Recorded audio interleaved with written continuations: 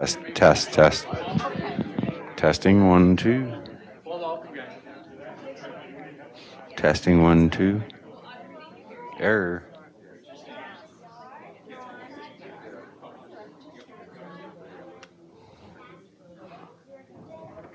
Testing 1, 2. Test. Now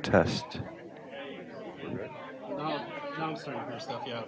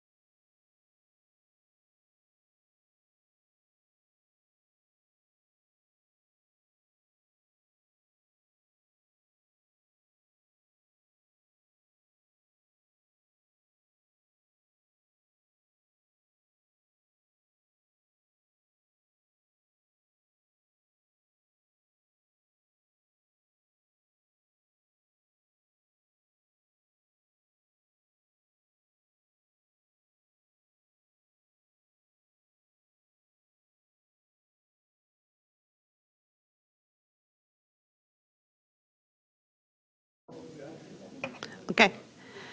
Okay, that concludes our public hearing for parking fees. There was no public input. Thank you.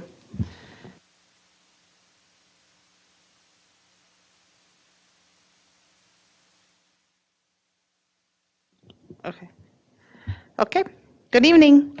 Tonight's meeting is being live streamed. A link and login information is available on the district website. The meeting is also recorded and will be made available on the district website as soon as possible.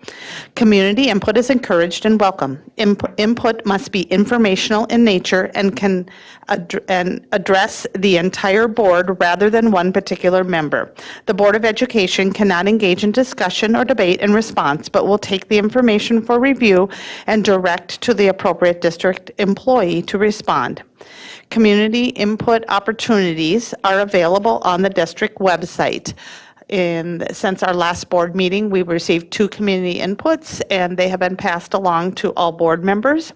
And also an opportunity tonight in person at the district office. So at this time, community input is open. If you would like to speak, you can come on up, introduce yourself.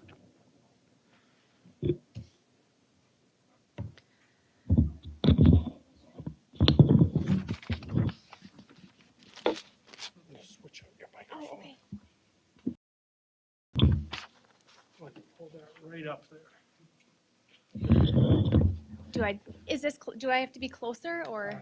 Yeah, because we can't hear you. Okay. And I timed this and it's just over 3 minutes, but I might talk fast. So my name is Jill Swanson and this is my daughter Grace. I would just like to say, dear school board members, thank you for taking the time to listen to the views of parents in this district. My feelings may resonate with some parents or may differ from others, but I appreciate this opportunity to express my requests. I have been contemplating how I've wanted to convey my message in these short 3 minutes I've been asking myself.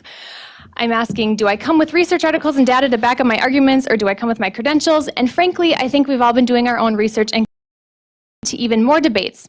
Instead, tonight I come to you as a parent, the mother of a Madison first grader, with one request to fervently ask that you keep masking as optional this year. I know of at least 40 Minnesota school districts where masks are optional, including Sauk Rapids, Anoka, Becker, St. Michael, Albertville, to name a few, not to mention the surrounding states that don't even have mask mandates.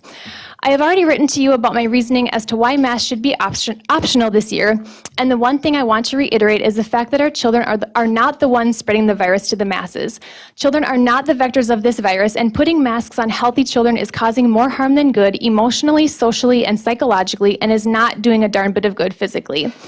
My daughter complained of more headaches, stomach aches, and dizziness this last school year than ever before when returning home from school. Can I say it's for sure from the masks? Well, I can't say for certain, but I can tell you one thing. She hasn't had these symptoms during a mask-free summer, nor has she ever been sick this summer, even after spending countless hours with kids and other friends and family. My whole family tested positive for COVID last December. The only reason I got my kids tested is because my husband was the first to get sick and test positive in our house. My kids were not even symptomatic, but they were exposed to COVID, tested positive for the virus, and thus developed immunity. After my daughter had COVID, she kept asking me why she still needed to wear a mask. And that was an excellent question that I didn't have an answer to, because I too had and continue to have the same question. And I wonder how many of our students have immunity because they were exposed to it but never developed extreme symptoms, since this virus is not as infectious nor transmissible for our children. I believe there is already a level of herd immunity in our schools, even in the elementary population. I'm an RN at the hospital, and I just completed my Doctor of Nursing Practice degree. And I have taken care of sick COVID patients, which may sound counter to what I'm requesting about masks. And yes, I will continue to care for these patients with my N95 respirator, which is the only kind of mask I have any faith in. And I will continue to take care of these sick people even when this pandemic is over, because that is my job, caring for the sick. But these two scenarios are completely different issues: sick COVID patients in the hospital versus healthy kids in school. We need to stop associating these two things and thinking that our school children are the cause of this pandemic. I read the most recent WJON interview with one of the school board members who stated, "The district looks forward to a normal school year for students and staff," and I really hope the same thing. But I can assure you that mandating masks in school is not the norm and should never be the norm. Even epidemiologist Mike Osterholm stated neither cloth nor surgical masks have an impact in reducing viral infection. Please let parents decide what they believe is best for their children's physical and emotional health, and please know that we as parents will do our part to ensure a healthy and safe school year, including hand hygiene, keeping our kids home when sick, and so on and so forth. If you would like to continue to cohort each classroom and, for example, not have lunch in the cafeteria this year, by all means, I am fine with that. We all want to be in school. My daughter wants to be in school, and I want her to be in school too. She wants to continue on in her Chinese program, and I want to continue to support public education and this school district. But 1 year of mask mandating was 1 year too long for me. I just cannot mentally, emotionally, or physically put my daughter through this again. I'm an educated person who is not blindly saying no to universal masking. I am a mother who is qualified to care for my family in the way that I believe is best for them. We don't need masks, we need smiles and socialization and building up our future generation. Please let our children learn, breathe, smile, and thrive without hiding behind their masks. Thank you again for your time and consideration. And thanks for coming, Grace. Thank you.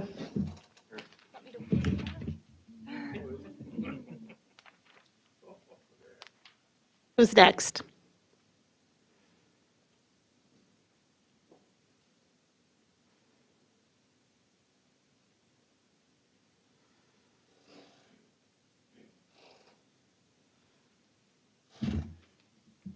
My name is Julie Goodner. My husband was a teacher here in this district for 36 years, but I'm coming as a grandmother to my granddaughter Grace because I pick her up, and I know that she's had headaches and everything, but I want to tell you a story of my mask. I have permanent lung damage. I worked in the dental office for over 30 years and had to wear a mask every day. And in the OR, they have 15% more air or oxygen that is pumped in, which I never had. I had asthma as a kid, and I had to wear a mask every single day. But I want to tell you, OSHA came in. We had to go to OSHA meetings every single year. I worked in 2 offices. I worked at 2 OSHA meetings, and they told us about how we had to learn how to put a mask on, how to close the thing, and they told us, they said, this mask, remember, this is not to protect you from being sick from other people. This is to protect you from drooling on people or spitting on people or whatever when you're talking to your patients. And they said after 40 minutes, this mask is null and void. It will not protect anybody or anything. So you have to change your mask between every patient. So I'm just telling, as I see these people, and I watch these kids wearing the mask day in and day out, and I go to Menards and I get a box of those masks that says this is not good or this does not prevent coronavirus. I'm wondering what the heck are these masks for? Thank you.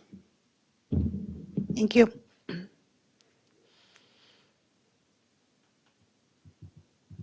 Anyone else?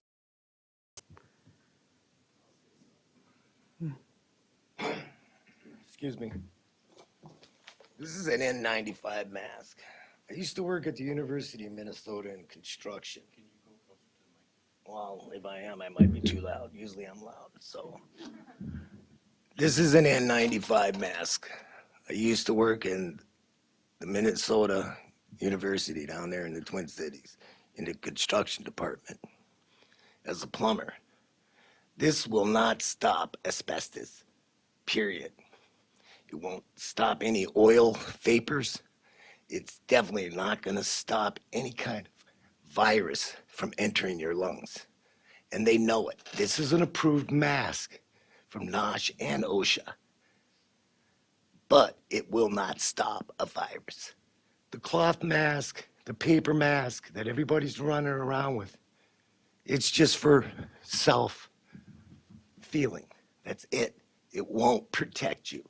They're not approved by any foundation in the United States of America.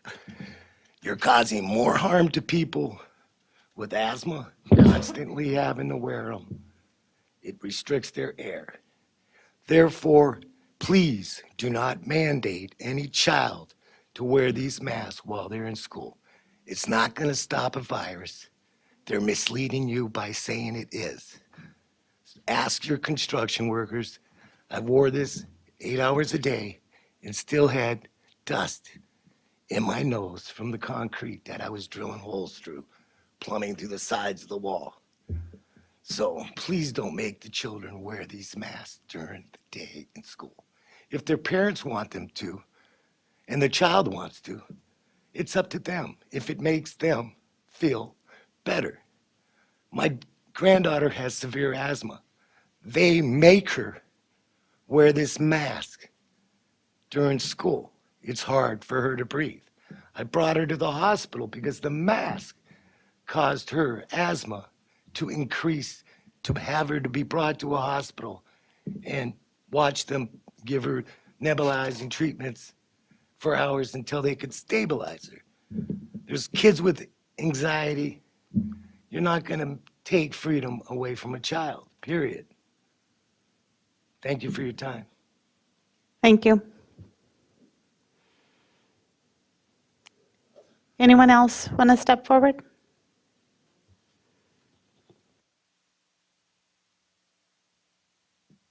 Hi, I did not plan on speaking, and this is not my wheelhouse, so my heart is beating 90 miles an hour. But just real quick, I am a retired teacher from District 742. I used to be a speech and language pathologist here. And communication is 93% body language. 7% of our communication is our words. To put a mask on children or a teacher and not allow the two parties to see each other, to watch those facial expressions, it is wrong. The children are not going to be able to learn at the capacity they can learn as far as their communication. When dealing with students with disabilities, we actually have to teach them how to watch another person's face. We have to teach them how to recognize feelings of sadness, of happiness, of anger, of frustration by the look on someone's face. They just learn with with hearing the words, but they don't connect the two parts, the body language and the words. So I'm asking you, if you can this year, please allow children to be in school without covering their faces and giving them the best communication possible. Thank you.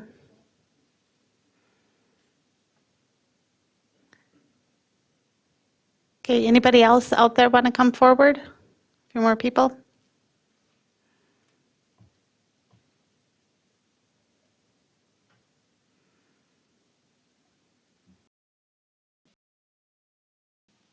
My name is Mike Beckers. Born and raised in St. Cloud, grew up in the District 742 school system. It was a great school system. I left after graduating from college, came back about 14 years later with the hopes that my family, my children, would have the exact opportunity and great experience that I had. Upon arrival and over the last few years since we've come back, the district has changed, the school systems have changed. I understand that there are times change, things are going on, but it's not right to mandate masks or other things that honestly we all know are useless. There are many other more productive things. When COVID first came out, I knew about COVID before probably any of you did. I lived in China for 14 years. My wife is Chinese. In December of 2019, we were already talking about COVID in our household. I was instructing my 12-year-old son, wash your hands anytime you can. Don't touch your face. Simple things like that to inform our children, things that they can do to protect themselves, but not with a piece of cloth. I can sit here and share statistics and share how big the microns of a virus are. It doesn't matter. You guys don't want to hear that anyway. Just know that there are concerned parents, grandparents, people of this town, of this district, that are here trying to communicate with you. We need you to listen. There are many, many, many, many more of us out that haven't come here today. So we will continue, we will be diligent, and we will try to work with you. But please, please do not mandate this. Thank you. Thank you. Anybody else?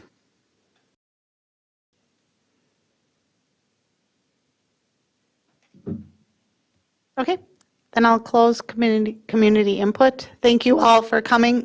We appreciate you and sharing your input and appreciate your time tonight. So thank you. This meeting is now called to order. Again, it is August 4th, 2021. The time is 6:44 p.m. Our mission is to provide a safe and caring climate and culture in which we engage, inspire, educate, prepare, and empower all learners in partnership with their surrounding community to be successful in today's and tomorrow's society. Les, will you please lead us in the Pledge of Allegiance?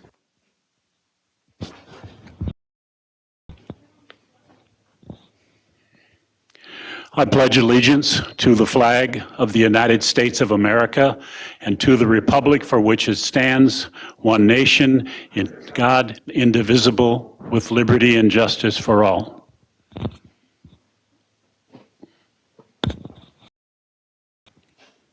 Thank you, Les. And then can you please call roll?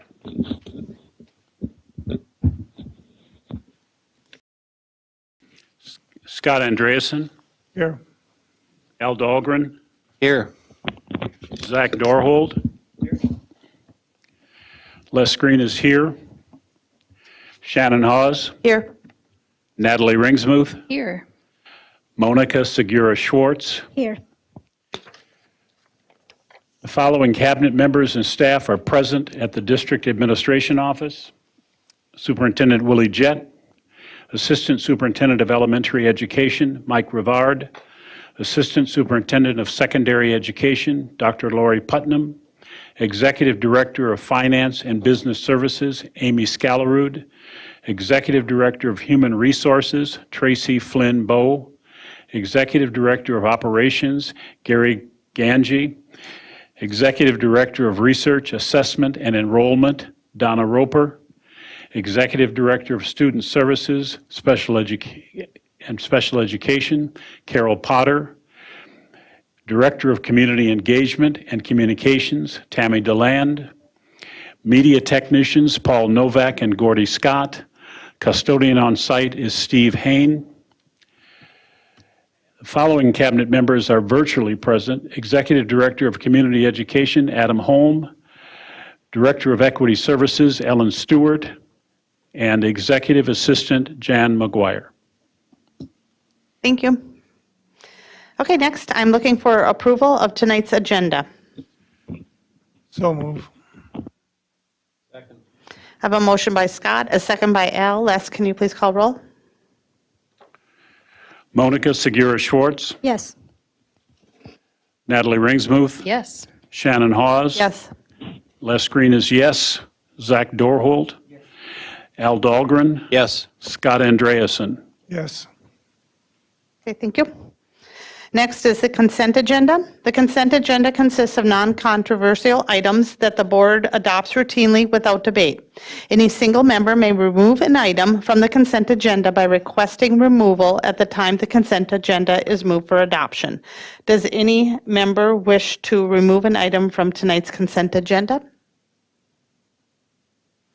Okay, I'm looking for a motion to approve tonight's consent agenda. Oh, sorry, hold on a second. On tonight's consent agenda, 3 items. Item A, approval of personnel staff changes. Item B, approval of monthly treasurer's report for June. And item C, Talahi and Kennedy improvements 2021, site improvements, change order totaling $1,485. So I'm looking for a motion to approve tonight's consent agenda as read. So move. I'll move that. Okay, I have a motion by Scott. Do I have a second? Second. I have a motion by Scott and a second by Al. Les, can you please call roll? Al Dahlgren. Yes. Scott Andreasen, Yes. Zach Dorhold. Les Green is yes. Shannon Hawes. Yes. Natalie Ringsmuth. Yes. Monica Segura Schwartz. Yes. All right, thank you. Okay, next up is an action item, a call for bids, the Katherine Johnson Education Center facility improvements, presented tonight by Amy Scalarud, Executive Director of Finance and Business Services. Good evening, Chair Hawes, Superintendent Jett, members of the board. Me tonight, I have Whitney from JLG Architects, so I will go through the presentation on the Katherine Johnson Education Center improvements, and then if there's technical or project-specific questions, she's here to help me out with those. So technically, the item on the agenda is the call for bids, but we do want to give the board just a brief update on where we stand with the project, the budget, and a little bit of a recap on the project in general. So this project is for the building located at 713 Anderson Avenue North. That building was purchased and board approved the purchase of that in January of 2021 with a purchase price of $1,575,000. The building has a main building, which is actually two different additions, totaling approximately 52, so a 7,500 square foot recreation and storage building. The intended uses of the building are primarily for our special education programs, our level 4 programs, the InStep program, as well as some district staff and storage, the majority of which are currently housed at Apollo High School, but haven't really had a designated permanent home. And then also a large interest in purchasing the building was to allow for future expansion of these programs or potentially other programs as well. So currently we have capacity in these programs ranging between 24 to 32 students per program, and the space has been designed to allow each of those programs to accommodate up to 40 students. Not that we intend to expand those right away. Obviously there's operating costs and other constraints that may impact the ability to do so, but we want to make sure that we have the space designed in a way that allows for that future expansion. So the work to be completed. So there is a variety of contracts that will be included within this bid package. And so, the majority of these were well known at the time we bought the building. So the largest item of that is to convert the building from a B occupancy to an E occupancy. So a B occupancy is for business, and E is an educational intended use. And so there's different code requirements that have to be met depending on the use of the building. So there's a number of improvements, both structural, fire systems, corridor requirements that are part of this bid package to meet that occupancy change. Other items such as roofing, painting, flooring, again, were clearly communicated that those would be projects that we'd be doing prior to moving into the building. Other items such as HVAC work and ceiling tile replacement, when we bought the building, were kind of on the either list. We could either do those now or we could potentially do those at some point in the foreseeable future. Given just the nature of construction and the fact that we are doing some remodeling and some reconfiguring and we're already opening things up to do some of those other code required work, it just is going to be more fiscally responsible and make more sense to do some of that HVAC and ceiling tile work now, as opposed to waiting and doing that in, say, 2 to 5 years. It also will prevent us from having to disrupt and displace programs and staff in the future. And then there's additional items, so the bottom row there, you see some additional items that are part of the project based on program need. So there's a controlled entrance to be consistent with the remainder of our school buildings that have controlled entrances. There's some bathroom reconfiguration to make sure that the specific accessibility needs of our students in these programs are met, as well as just some general remodeling. A lot of the space is currently set up as business type office space, and there aren't a lot of large classrooms, which obviously are needed for instructional use.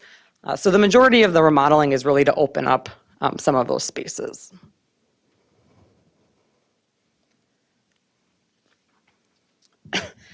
So talking about funding sources, and again, I want to be clear that we're not approving these funding sources tonight. What's being approved tonight is the call for bids. All of the funding sources are items that were previously approved by the board when the building was purchased. So there are some funds coming from the general fund assigned fund balance, and then operating capital reserves. But really, the vast majority of the project is coming from our long-term facilities maintenance funds.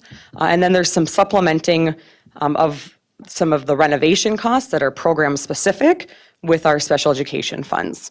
So in total, the total project cost, depending on where bids come in and with contingencies factored in, will be somewhere between 5 to 6 million.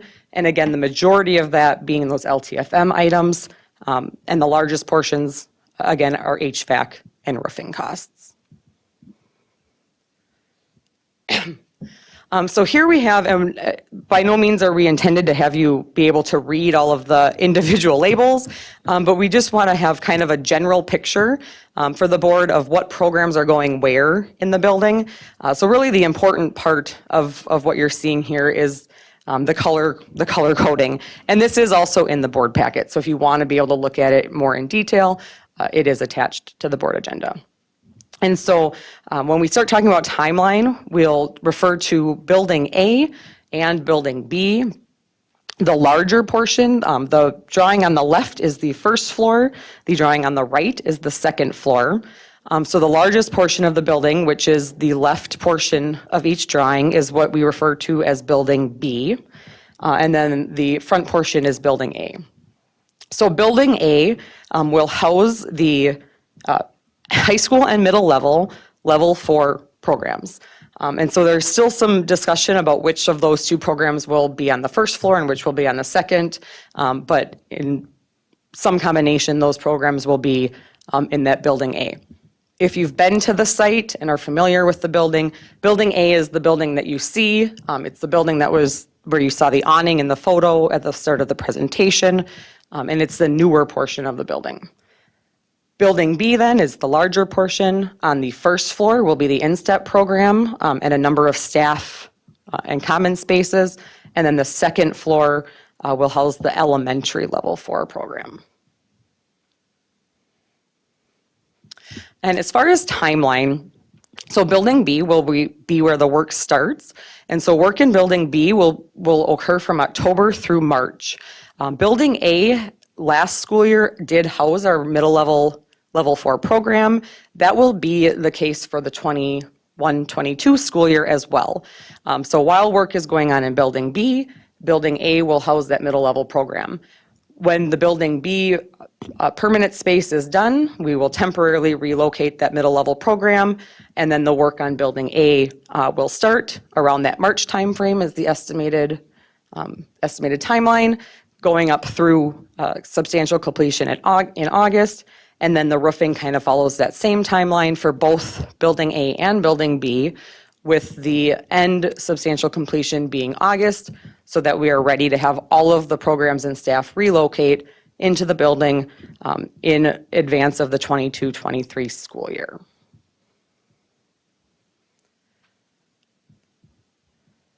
So that's really all I have in terms of information to present. Like I said, we can go back. There's floor plan specific questions and go from there. Okay, Al? Amy, a question on the programming that's going in there. From what I heard there, you said it was and then middle level and secondary level 4 programs will all be housed in this building. And so what is happening to Roosevelt then? I thought we were going to leave one of the level 4 Yep, so programs there. the level 4 DCD program, the Journey program, will be remaining at the Roosevelt building. It's a potential option for some of our other alternative programs. Those decisions haven't been finalized, but in terms of special education programs, the Journey program will be staying there. Okay. And then it was Whitney? Whitney? Yes. Whitney, I have a question for you. When we moved into the Roosevelt building and brought some level 4 programs in there, we found out rather quickly that some of the building materials that were used, such as doors and sheetrock in places, they didn't have adequate strength to take the abuse that they can get in buildings like that? Are we taking that into consideration as we draw up our plans for this building? Yes, so we are existing walls, but we are, and we worked with staff on this in some of the reset rooms, providing some additional wall treatments, some sound treatments, and some upgraded doors to kind of alleviate some of those concerns. Scott?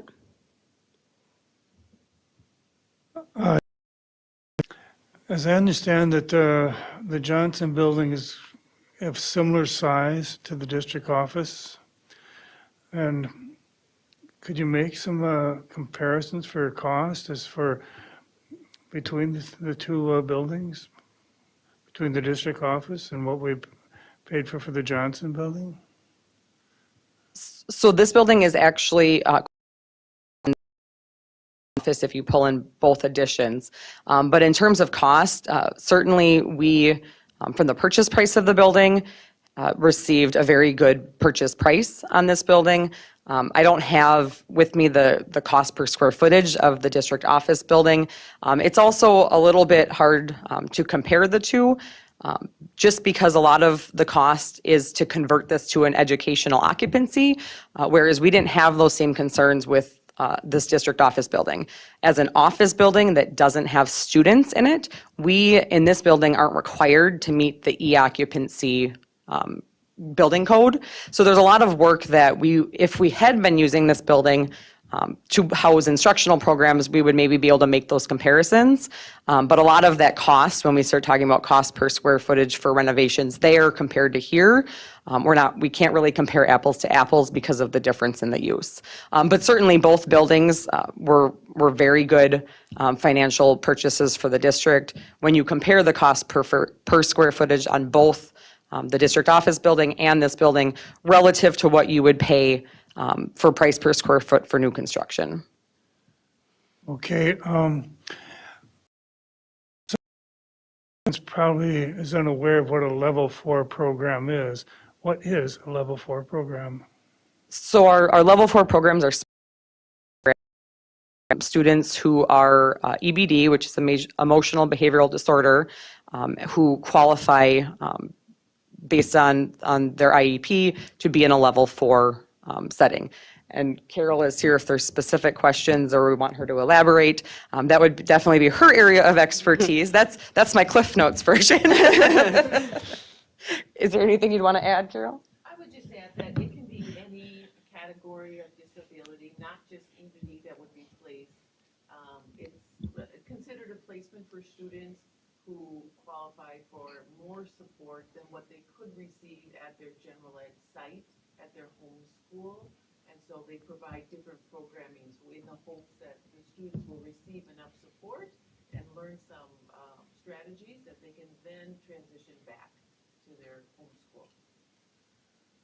I notice that there's quite a bit of is the student-staff ratio different for the level 4 programs than regular programs? It is. Want to answer that? I'm sorry, I thought you were going to say. No, go ahead. Oh, okay. The staffing is at a higher rate because the need for support is at a higher rate.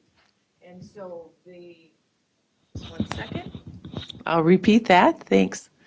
The staffing is at a higher rate at our level 4 alternative settings because the need for support is at a higher rate for the students. And so there's a pretty good staff to student ratio in comparison to our general ed sites. And I do want to clarify too, when we look at the drawings on area for staff, that's not all staff areas specific to the programs housed in the building. A lot of that staff identified space is to relocate those, what we generally refer to as itinerant staff who work in multiple buildings but need kind of a home landing base to office out of. And so we have the majority of those being relocated from Apollo, but we have some kind of sprinkled throughout the district. So a lot of that staff space is staff office space and storage of special education, specialized equipment like our blind visual impaired equipment. So the staff space on the drawing isn't all specific to those programs that are housed there. Now, the drawings that you've shown us do not include the gymnasium? So I didn't include C, which is the building that has the recreation center and some storage, because that's not part of the bid package. That those facilities are really move-in ready. We're not doing any work on those facilities. That's a separate, that's that 7,500 square foot building. So there isn't a drawing on that, but it's basically one large kind of open room for recreation, and then a storage shed on each end. Thank you.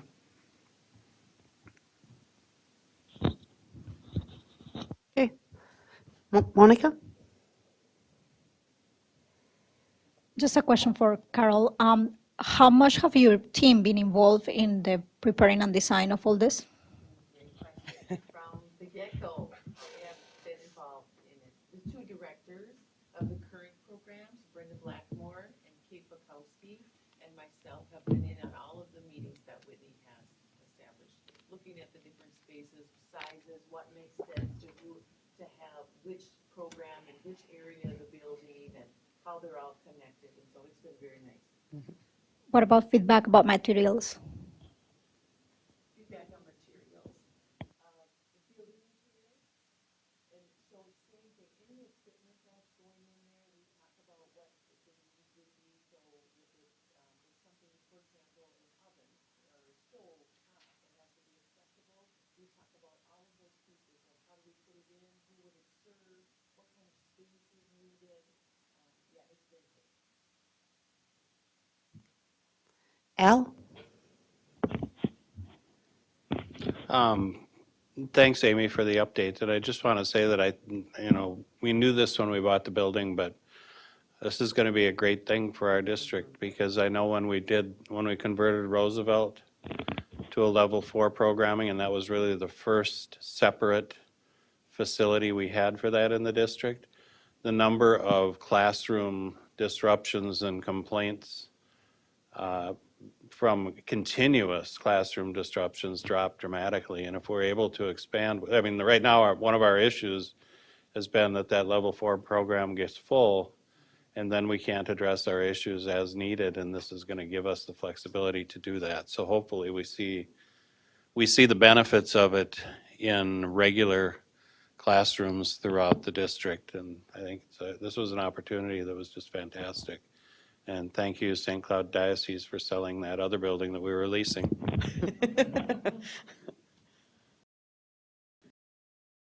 Motion to approve?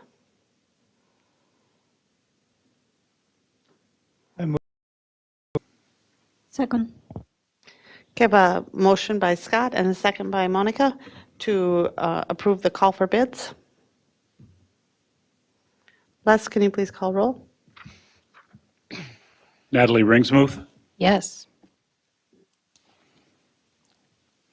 Shannon Hawes, Yes. Les Green is yes, Zach Dorhold, Al Dahlgren, Yes. Scott Andreasen, Yes. Monica Segura Schwartz. Yes. Okay, thank you. Next up is the 2021 to 2024 strategic plan. This is an action item presented tonight by Dr. Lori Putnam, Assistant Superintendent for Secondary Education. Good evening, Chair Haas, members of the board, Superintendent Jett. Last time we met, I presented the recommendation for the 21-24 strategic plan. We did not receive any additional feedback, though we did appreciate the kind feedback and support that you offered at the last meeting. So at this time, we'd be asking for approval from the board of the 21-24 strategic plan.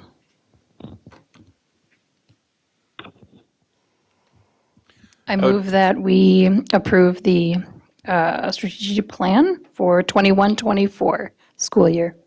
I second. Okay, I have a motion by Natalie and a second by Monica. Les, can you please call roll? Natalie Ringsmuth, Yes. Monica Segura, Yes. Shannon Hawes, Yes. Les Green is yes, Zach Dorhold, Al Dahlgren, Yes. Scott Andreasen. I did have one question. Is it the 2124 or 2122? It would be the 21-24. Okay. Thank you. Yes. Okay. Thank you. Next up is our third action item, co-op partner change, presented tonight by Dr. Lori Putnam, Assistant Superintendent for Secondary Education. Again, good evening. Tonight, we are bringing forward our recommendation for an additional co-opt team. We are bringing forward a request to co-op the Nordic ski team. It's already co-opted, so we'd be looking to change partners. Currently, we partner with Apollo, partners with Sauk Rapids, and Tech maintains its own Nordic ski program. As you know, we are committed to growing our programs within our own school district, and Sauk Rapids has enough students that they are able and willing and excited actually to offer their own program because they too want to grow within their own community. It would of course be known as the St. Cloud Crush and would follow all of the branding and logo of the other co-op teams. So at this point we are asking for approval of that change to co-op between Tech and Apollo rather than Apollo and Sauk Rapids. Scott?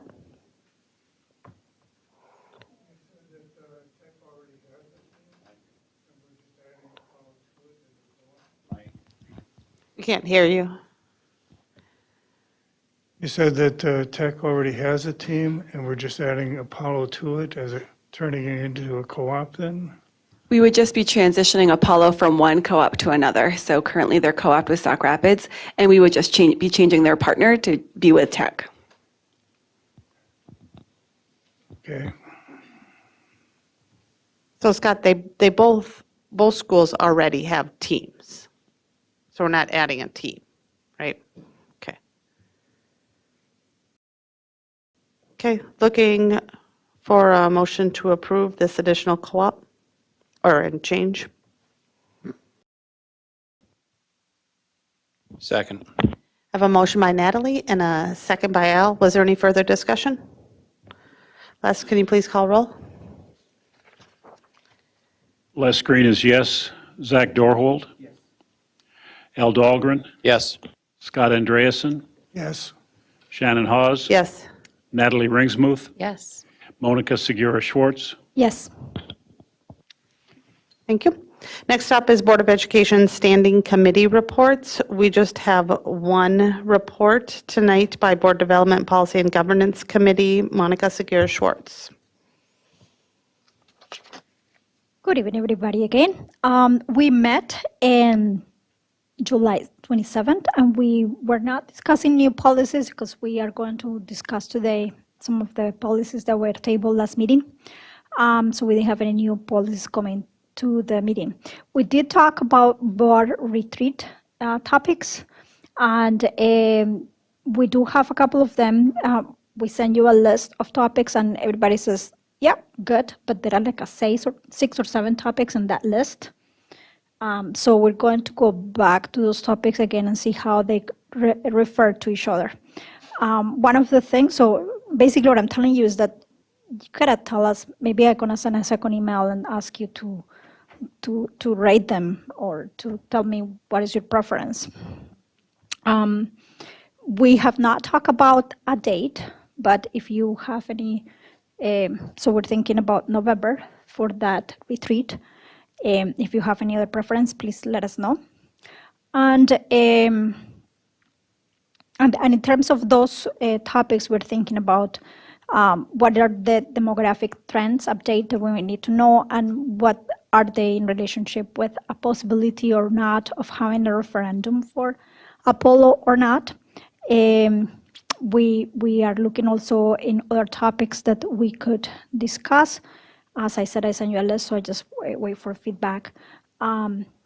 Finances, for example, going a deep dive in finances is one other topic that we are looking at. And then In terms of other things that we were discussing at our board policy, we were looking at what the recommendations are about COVID protocols for this next year. And we asked the administration to go back and get input from the unions, the teachers, not that they are not doing that, but we are requesting that please tell us about the input that they have been getting and that they have in order to take to make their decisions about it. We ask for what guidelines are following, what guidance are there to follow, and we also ask for what are all, not only masking, but what are all the mitigation strategies that are being looked at. So that's all for my report. Thank you.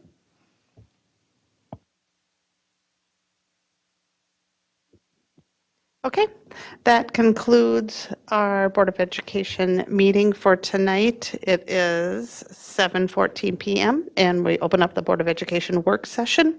First up is the data literacy and continuous improvement process presented tonight by Dr. Lori Putnam, Assistant Superintendent for Secondary Education, Mike Brevard, Assistant Superintendent for Elementary Education, and Donna Rober, Executive Director of Research, Assessments, and Enrollment. Welcome.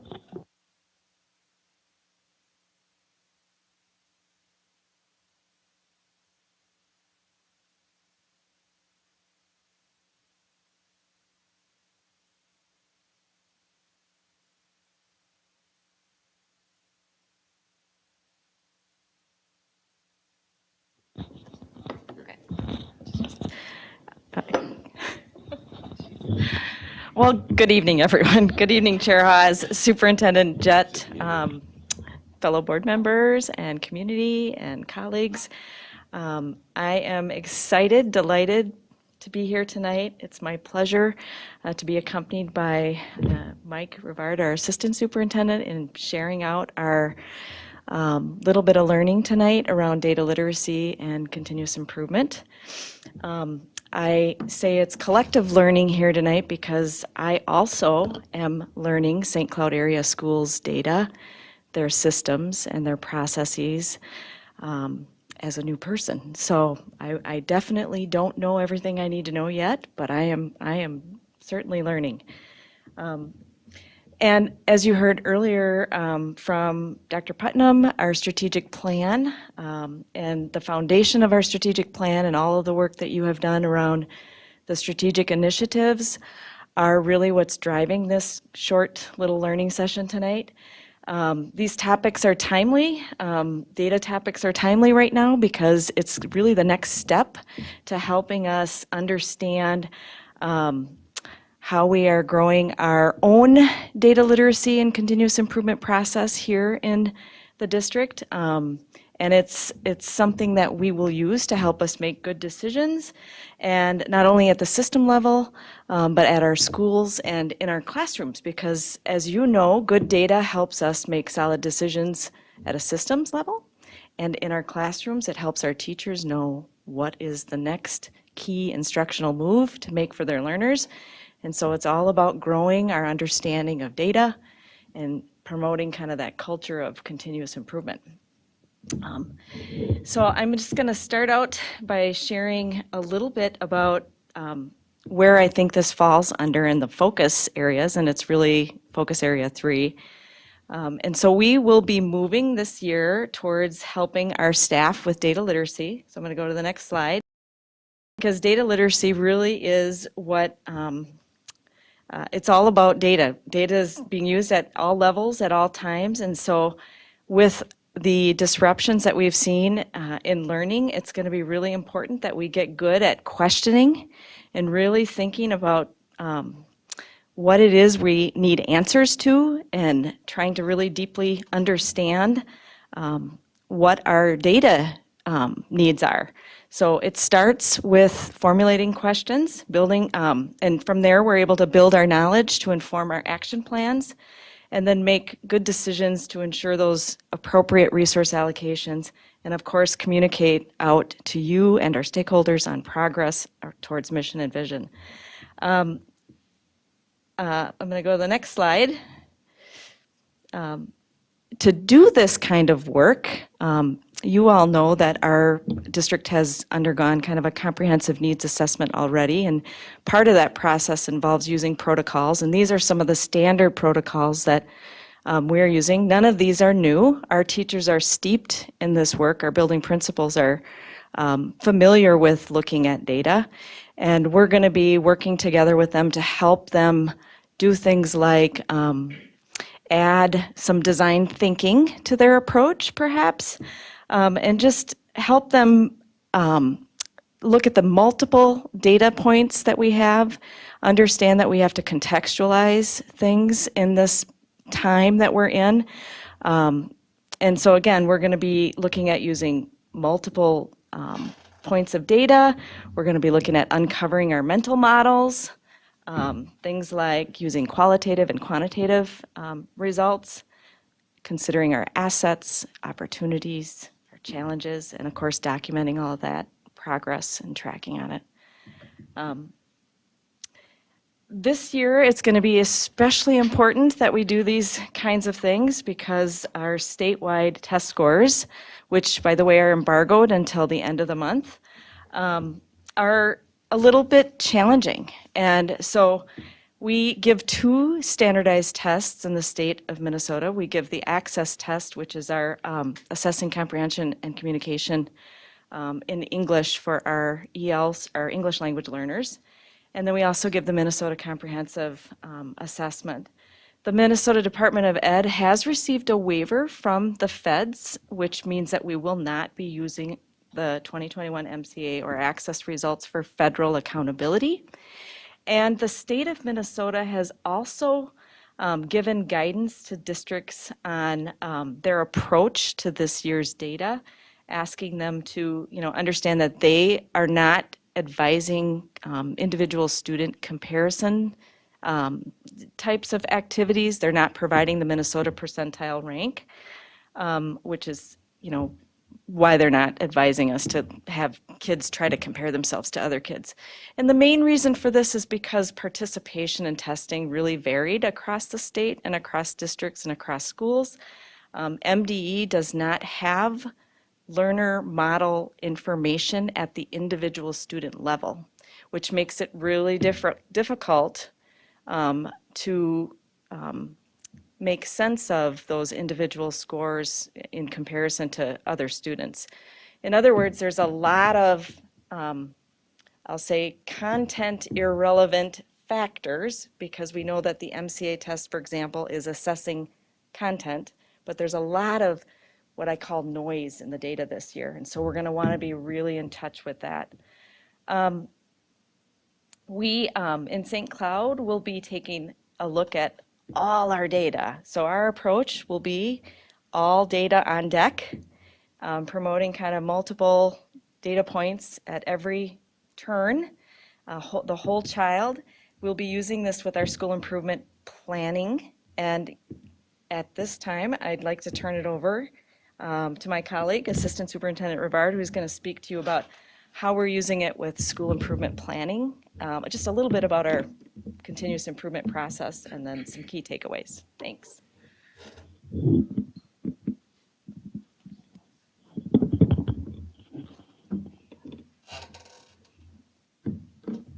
Good evening, Chair Haas, members of the board, community members, and Superintendent Jett.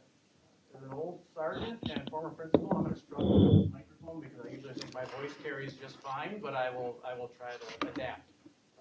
So, rock star. Move it closer to you. I will. Yes, Dr. Green. Each and every year, we do have an opportunity to examine our data and to increase our data literacy, as Donna was talking about. It's not on. Yeah, we can't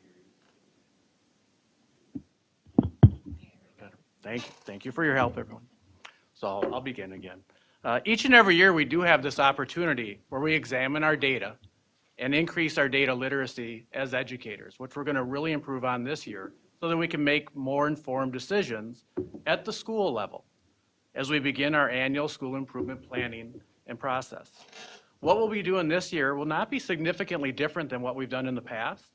However, we do have an opportunity to enhance and leverage our school improvement plans and make them more into living and breathing documents. So prior to beginning the school improvement plans at each school, as Donna mentioned, we do a comprehensive needs assessment, which is completed by district leaders, school leaders, and school leadership teams. These teams look to identify gaps that exist between current conditions and the desired conditions we hope to see by the end of that school year. At the building level, our school leadership teams will complete this comprehensive needs assessment yearly, and they do this by looking at both demographic data, perception data, academic and program data. They then also look at historic trends, and they use these to identify strengths and challenges in our academic achievement. So what you're seeing tonight is what we're looking at doing this year for our school improvement planning document and process. Again, this is a living process that will allow our school leaders to monitor and support their building teams throughout the entire school year. As you look at the top of the flow chart, what you'll see is that there's an overarching building goal. This may look a little different in each of our school buildings, and Donna and her team are going to be helping in defining what those overarching building goals are. Directly below this, you do see the SIP goals, and that's your school improvement plan goals. These goals identify specific skill gaps and usually will point us in a more focused direction at each school building. So those will look different at every one of our school buildings. The school improvement process is an exciting activity that's completed at the beginning of each year with our school teams. I recall all 9 or 10 years as a school administrator coming back, and that is the time when our school buildings and their leadership teams get very excited about what they're going to do for that coming school year, and an opportunity to review previous data. This year, though, we have that more excitement happening because the district initiatives have been created, and our school teams will be using those as they review and creating their goals. As I walk through buildings or talk to principals, what I'm hearing is a positive buzz in our schools about what we will accomplish this school year. So as you can see, aligning our efforts with the strategic initiatives will happen when we implement our school improvement plans. For this coming school year, we are working together on building a continuous improvement timeline and plan, and this is new for us. And we are doing this to aid our school principals and our school leadership teams to monitor and support the work of implementing the initiatives. As you'll note on our screens, and I know some of it is a little bit more challenging to see, our district's continuous learning plan allows us to monitor our implementation of school improvement strategies by outlining now dates for reflection at the school level, check-ins with leadership teams at the building level, and district and building leaders meeting together to discuss successes and challenges as the school year does progress.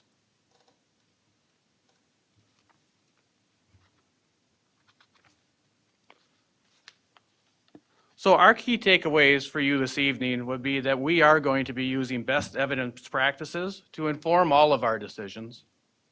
We recognize that caution is advised when using 2021 test data. We plan to ensure that school improvement plans are built and enhanced due to a continuous improvement process that we're discovering and using this year. And that we will align our school improvement planning this year and to being aligned with our strategic plan foundation and the 5 focus areas. So we welcome any questions that you may have.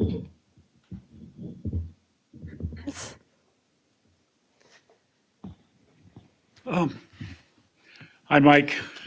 Hello, Dr. Green. Let me just try to preface this with I'm on our side, you know, and I want to ask some questions. I'm not necessarily trying to look for answers tonight, but I just want you to think about how I'm thinking. All of the team is doing that. Same students, same problem, 30 years. Okay? Poor test scores. So the outcome that we're looking for, I assume, is to solve the problem. Somewhere in the plan, to have a statement that says, this is the problem. This is the cause of the problem. And the plan we're going to use to solve the problem is 1, 2, 3, 4. And we're going to use that plan because we've tested it and we have some ability to look around the world and say, these things seem to work. And then we have some expected outcomes. And that, I know we're going to improve test scores by how much? Because those are the things, I understand. I've been doing this work for a long time, 50 years, okay? And I've watched the same kids with the same problem and the same people telling me they're going to solve the problem by doing these kinds of things, which they've never said these things have worked with other kids. They've just said, these are the things we want to do. There's still the concept of the gaps in skill gaps. And I'm not sure if it's the skill gaps in the teachers that have been doing this for, that caused this for over 50 years, then we need to sort of look at something different. Data scares me. And that doesn't scare me. It just disgusts me. Disgusts me because data cannot talk. It cannot reason. It cannot interpret. And it's the people who interpret data for value. I was at a social event the other day, and a researcher who I had great respect for said, we were talking about sugar and the impact it has on kids. He said that all the research says that sugar has no impact on children's behavior, none. So that whole thing of give them a bottle of Mountain Dew and a puppy and send them home is sort of, where does that all come from? So the concern I have is that data, it can't talk, it can't interpret. So what we really have to figure out a way to do is say, who's going to interpret the data? How are we going to really look at it? And I like what you're saying about the contextualizing and getting our hands in that stuff and figuring out what it really does mean. Because the numbers don't tell us anything except numbers. And they've been telling us those numbers since, for 30, 40, 50 years, and it's been the same numbers over and over again. And we've had incremental success here, and it goes backwards. So what I'm asking us to do is something different than everybody else in the world is doing.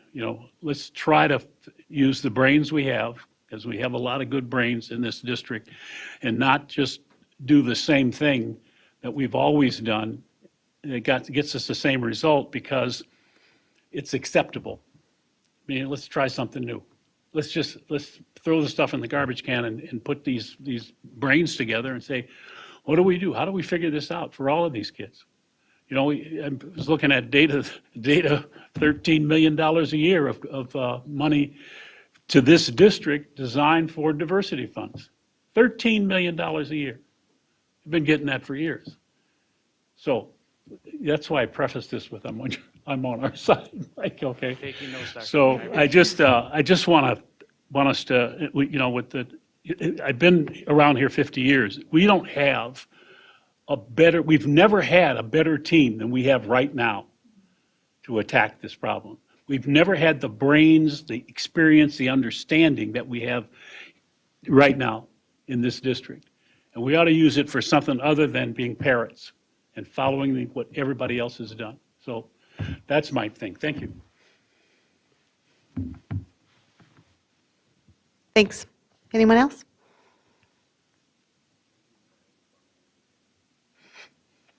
Natalie?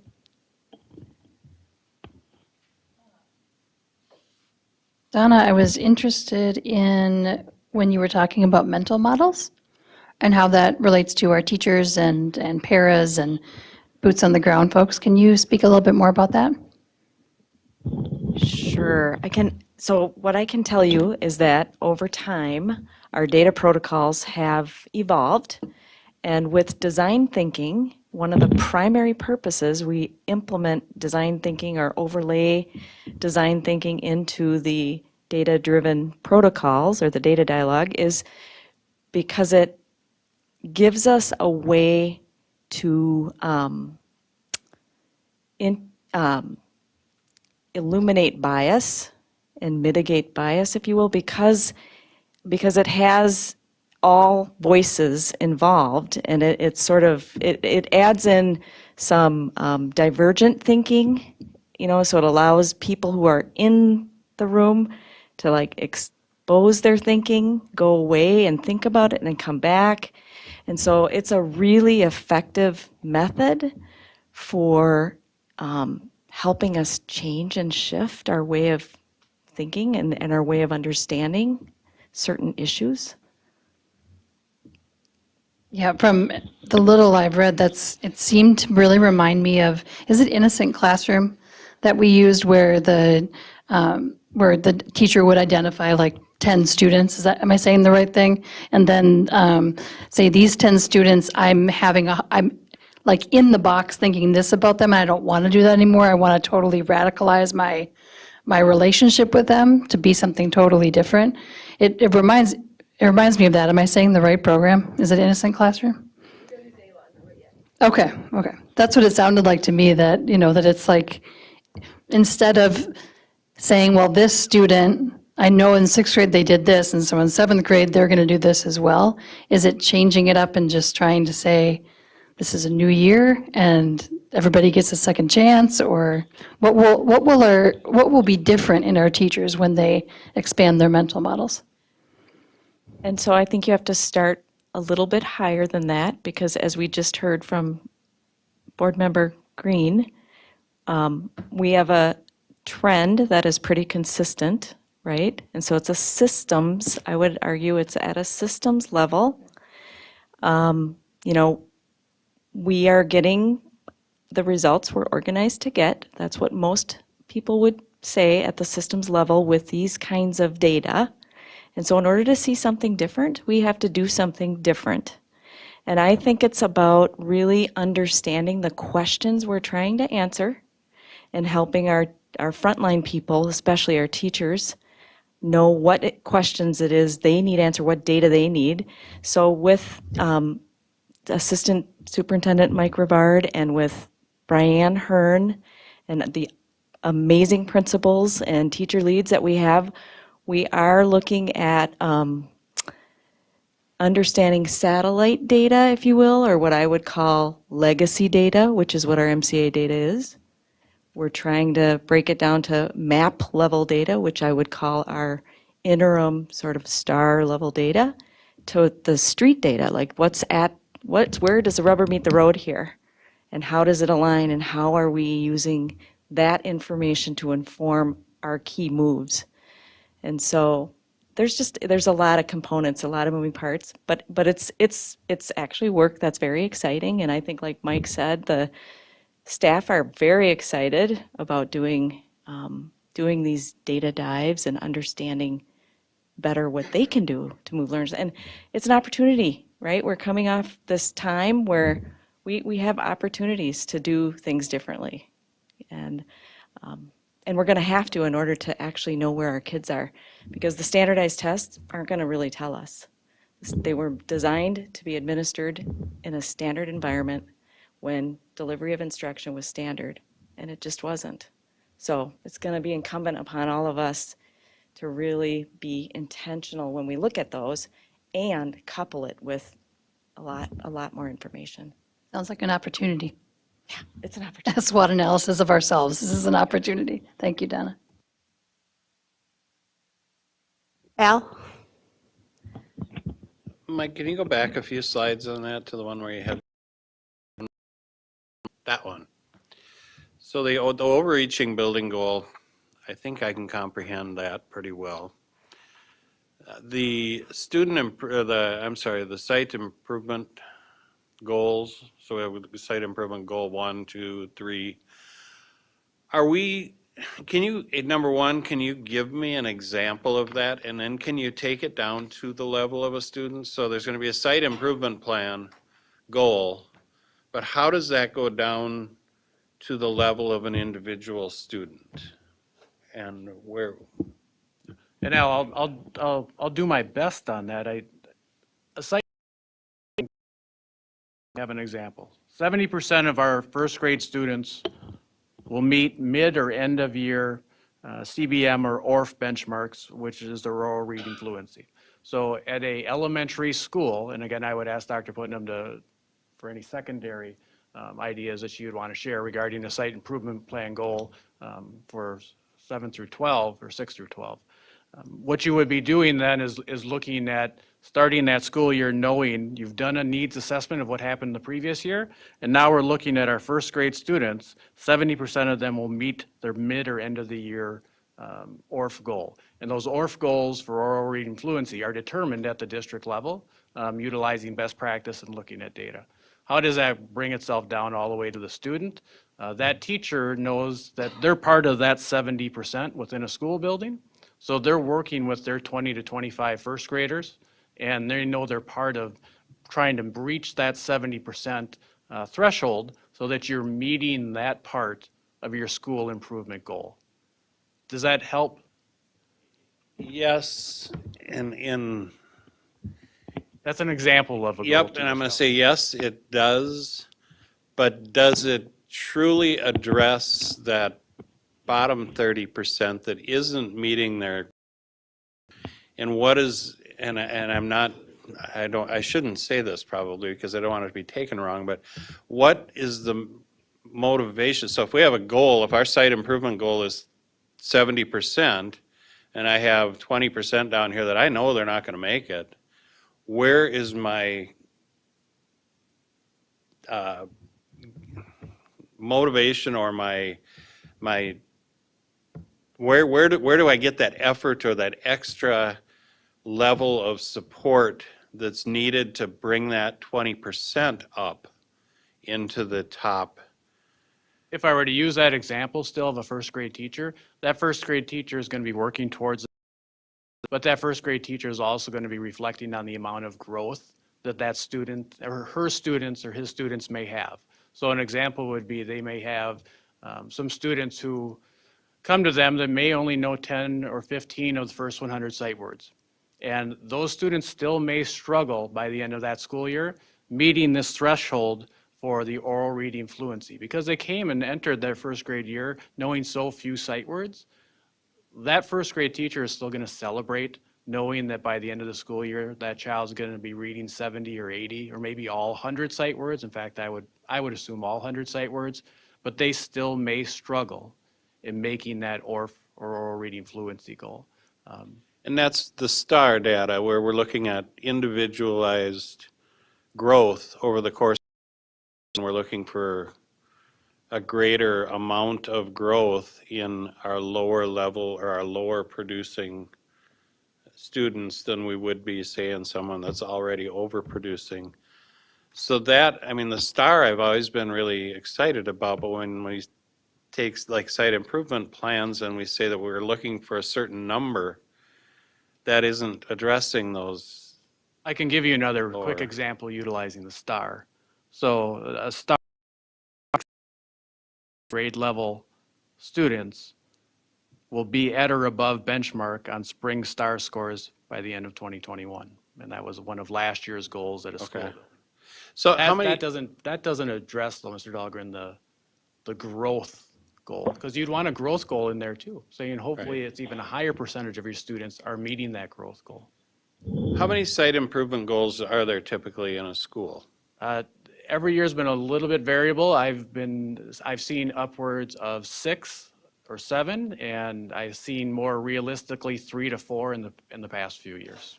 Because you do want to build motivation and a culture within your building so that you can see that those goals are prioritized and things that we want to make sure we're working on, while never forgetting those individual student needs that you're bringing up. Are they prioritized towards assessment type things, or are they prioritized also with social emotional goals? Student survey, like, and not the equity survey, but the student surveys that we do every year on safety and climate and culture surveys. Sure, and I think that question I would wonder, Dr. Putnam, have you built any of those into your site improvement plans for our adolescents and older kids? Sure, absolutely. all of our secondary site improvement plans will be selecting the strategies, and the goals will be built around our strategic initiatives that we've already talked with this team about, that we will have prioritized. So at a secondary level, our graduation goal will be that overarching, and then the SIP goals will be around the initiative. So, one of the outcomes of our strategic plan is that 100% of our 6th through 12th grade students will experience and participate in career and college planning. So one of our strategic initiatives is career and college pathways. So then our principals will go meet with their leadership teams, say, here's career and college pathways, here's the advisory curriculum we need to get to. Some of that is about understanding oneself and one's interests. That's part of career and college pathways. So to your point, Al, some of it does focus on self-understanding. Some of it does focus on academic achievement. That's the nice thing about our initiatives, that they're broad enough to span both areas in most cases. Would there be any, Lori, directly, and I don't want to keep asking the same question, but directly tied to social emotional things like bullying, going right at bullying or going right at mental health supports and ways to measure where our students stand in those areas, and then seeing to it that we have systems and procedures in place to deal with those in a healthy way. Yes, absolutely. And again, driven off our strategic plan, those outcome goals are, 85% of our students report feeling safe or feeling welcomed. So those would be our overarching goals, right? And then, as you say, we would be driving down. So here's our strategy advisory, here's our strategy counseling. And so they would be tied in that regard. Okay. And then, Donna, you said a couple of things in the beginning about that you don't know everything about our district yet, and that's okay, because you got a lot of time to learn. What I get excited about isn't what you know about our district, but what you're bringing with you from another district, which is a very high-performing district, demographically very different. You're going to see a lot of really different things here, but there's a lot of you bring with you. You bring a lot of knowledge and information and strategies and even ways of looking at things that we've probably never thought of. And when you combine both districts, you get double the growth. So I'm excited to have you. Thank you.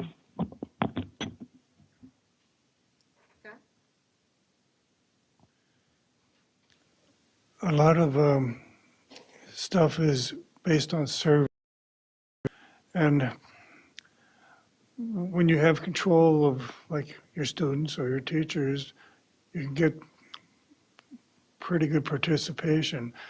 But as you get farther away from the school, like with parents, your surveys often don't get responded to. I mean, if you get even half the parents respond, I think that's a very good response. But is that a large enough sample that your surveys are valid? So there is some protocols that you would want to use when you're designing surveys and also when you're qualitative measures. And, if you were to take a regular survey from a company, they look at response rates of, 35%. I would personally like to see if we have a topic or an issue or some perception gap piece that we're measuring that we care deeply about, that we would seek a very high response rate, that we would at minimum hope to have representation. So we would at minimum appreciate having response rates that reflect the student enrollment, the representation of our students. So we could rely on the information, right? So, and I've done surveys where we've had 30% and 50% and 85% of people responding to it. And it's always the gap you're trying to close, the perception gap, what parents think, what students think, what teachers think. Well, you can even have a difference in cultures. I mean, some cultures are going to respond to surveys more or less than other cultures. Right. And then you might have to employ focus groups, right? Or other methods for gathering perspectives. Okay.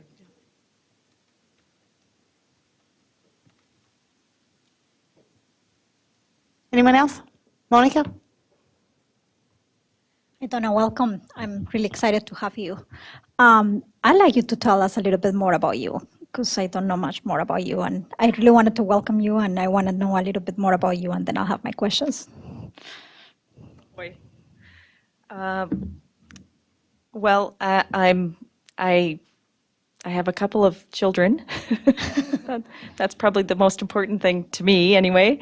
A senior to be, and a daughter who's just getting ready to start medical school. So she's actually, she's pretty amazing. But I could brag all day about my kids, like I'm sure all of you could. I have worked in Edina. I worked in Edina Public Schools for the last 6 years as their Director of Research Evaluation and Assessment, and I spent some time in Eden Prairie, a long time in Minneapolis, and I got my start in in Rosemont, Apple Valley Egan School District, which, if you didn't know, is the largest geographic school district. And at the time I started there, they were opening 3 schools, and it was really exciting. It was growing really fast. I have a master's from the Humphrey Institute in Public Affairs. I don't like to really say all these braggy things. That's not really me. What do you like about us that you came here? Pardon me? What do you like about us that you came here? Well, so what drew me to St. Cloud is the people, the idea that I could potentially have more of an impact in a field that I care deeply about. I believe public education is probably the most important aspect of our society. I think it's a very undervalued profession. Teaching and learning is probably the most important thing we can do. It's not even lifelong learning, it's long life learning. We all are on our own little learning journeys, and we just need to be growing all the time. So that's a little bit about me. Thank you. Welcome to St. Cloud. And yes, we're looking forward for that impact that you're going to make. So my question goes along less comments on Al's questions. So I'm going to, on a step after Al, that Al was asking you more or less about those goal setting, an example. I'm curious about the next slide where it talks about activities, and then it says site leadership team identifies major improvement goals and priorities, performance challenges, and then you go to the finalized plan and then go back to collaborative teams. That sounds very cool, but I really would like an example so I can understand better what that is. Monica, could you repeat the last part of the question? I know which slide we're talking about. I like an example of how does that look in real life. So as I look at our, forgive me, I'm going to put mine in present mode so I can look at mine too. So as I look at how that plays itself out is during the month of June, we do a leadership team meetings for all schools where we are getting together and looking at last year's data, even though it's not finalized and our MCA data is still on embargo as being a one piece of data that you might look at. So our building leadership teams are working together to take a look at how 2020-21 went and how things look towards the end of the year. They might be examining attendance data, discipline data, STAR data, as we alluded to, Lexia data, which is a new form of how we're doing intervention with our students in reading. So you're going to take a look at that, but then we're going to do that again in August, and that's scheduled for next week on August 11th, where our building leadership teams are examining their data yet again. And from there, using a needs assessment, are making some decisions on what those site improvement plan goals are, 1 through 3, are going to be for their buildings. They're doing that in partnership, not only with Donna, but also myself and Dr. Putnam, and with Brianne Hearn, who's been added as an additional support as we look at things that we can do to intervene with students. I guess what I'm looking at is how those interventions look like. So how do you do interventions and then like there is like a menu of 100 things to choose from.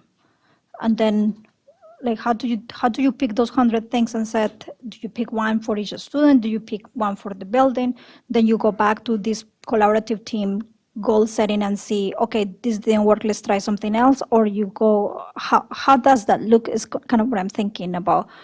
Just specific going to programs and how do you pick those strategies and if those strategies are for one student or for everybody, and I how think does where, the where data I'm help speaking is that? probably at the, not the satellite level, but at the map level. And as we drill down into each individual students, that's when your MTSS team starts really coming into play about working with individual kids, seeing where they are at that time. And those happen at each of our school buildings, where at least once, if not twice a month, our MTSS teams are getting together to look at students' achievement, where there's concerns or deficits in any area, whether it's reading, math, or social emotional, and planning for interventions, and then reviewing their progress for that individual student every 6 weeks, so that we know we can't give an intervention just a week or two to be put in place and hope for success. We do need to give some time for that intervention to take hold. And then after 6 weeks, that classroom teacher is coming back to your MTSS team, having a discussion about where that student's at. And during that 6 week, you're collecting data so that you have evidence on whether that intervention is helpful or not. And I see people probably want to jump in, so please do. What is MTSS? Multiple systems of support. So you Multiple tier systems of support who are composed of? who's on the MTSS team. At every building, it can be a tad bit different, but for most part in the elementary schools, you're going to have principals, the assistant principal, your elementary counselor, your school psychologist, maybe your dean of student if you do have a dean of student at your school building. And I feel like I'm missing someone. And the classroom teacher each and every time is there with you. And this, Yeah. and the social worker also.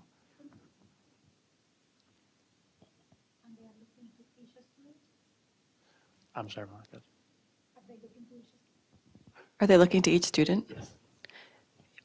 They're looking at our students who are brought forward from the classroom teacher or from the counselor or the social worker. So when you think about a school system, if things are working correctly, about 80% of our students should be served by what we do for every student, right? We can expect that our general curriculum, the learning, the social emotional learning that we provide for all students should be effective for roughly about 80%. For that 20%, they're showing us it's not working through a variety of ways, either through behavior, attendance, or academics. And then those are the students who come through MTSS. And you hit it exactly on the head. You said, is there a menu of options? And there is actually a menu of options provided by Carol and her team, looking at some of the behavior, social emotional supports. And then Lori and her team provide those instructional supports. And so our teams get together, look at each individual student, as Assistant Superintendent Rivard said, for the students who are brought forward, and then make the plan based on those interventions. And our families are always involved in that process as well. We don't bring students forward to MTSS without including the families.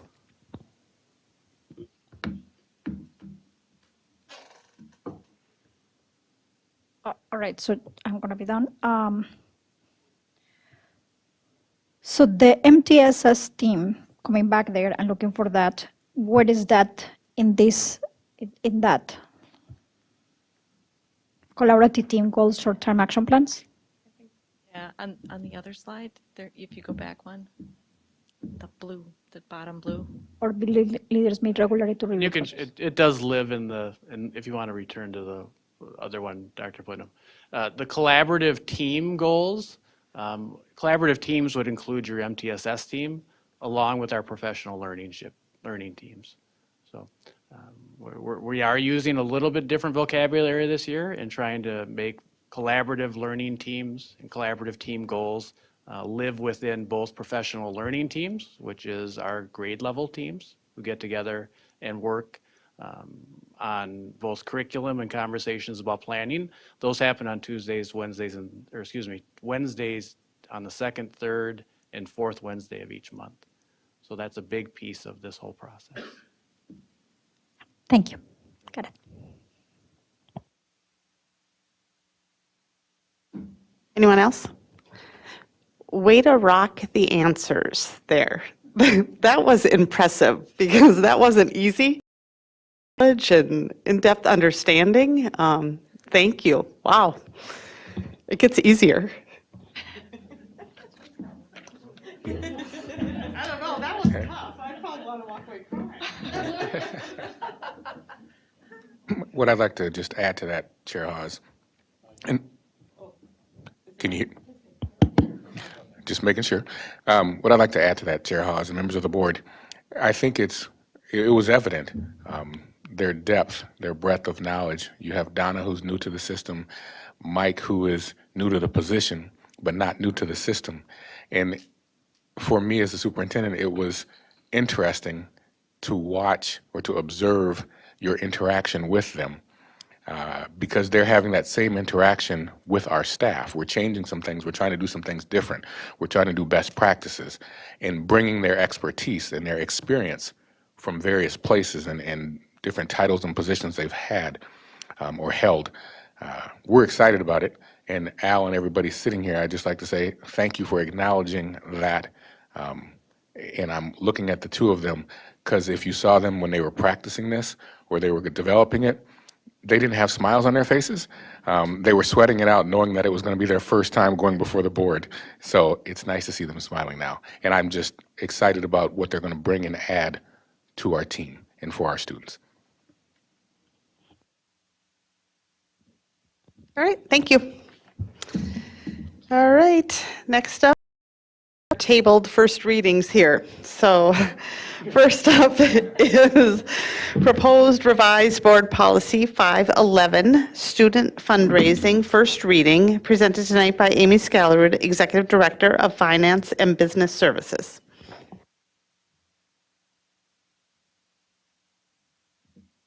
Hello again. Just give me a second here to get my policy brought up.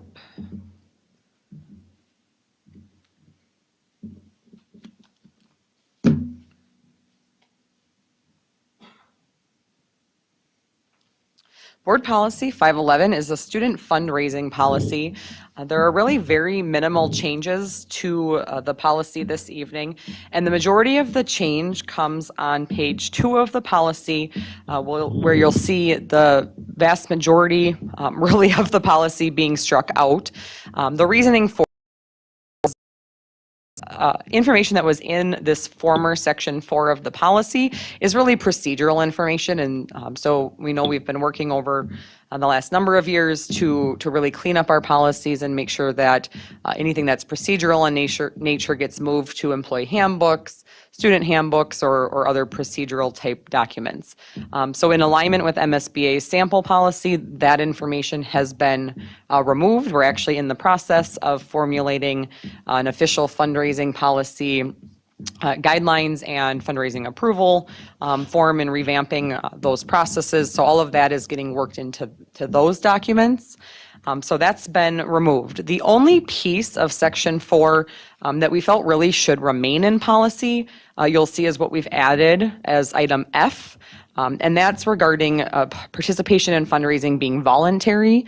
That statement was included in the former section there regarding the procedures. It will also be in our fundraising guidelines and on the fundraising form, but we felt that,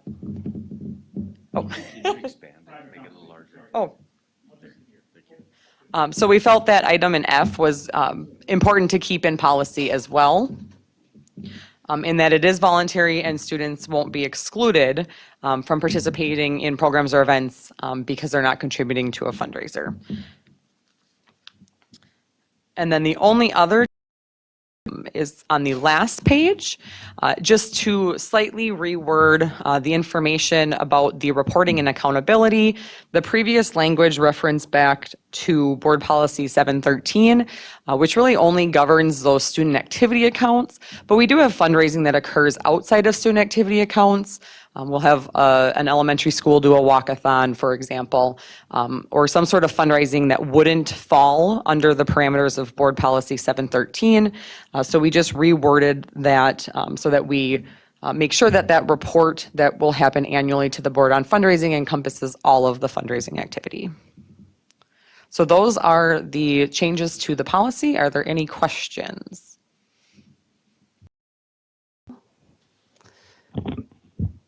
If it does,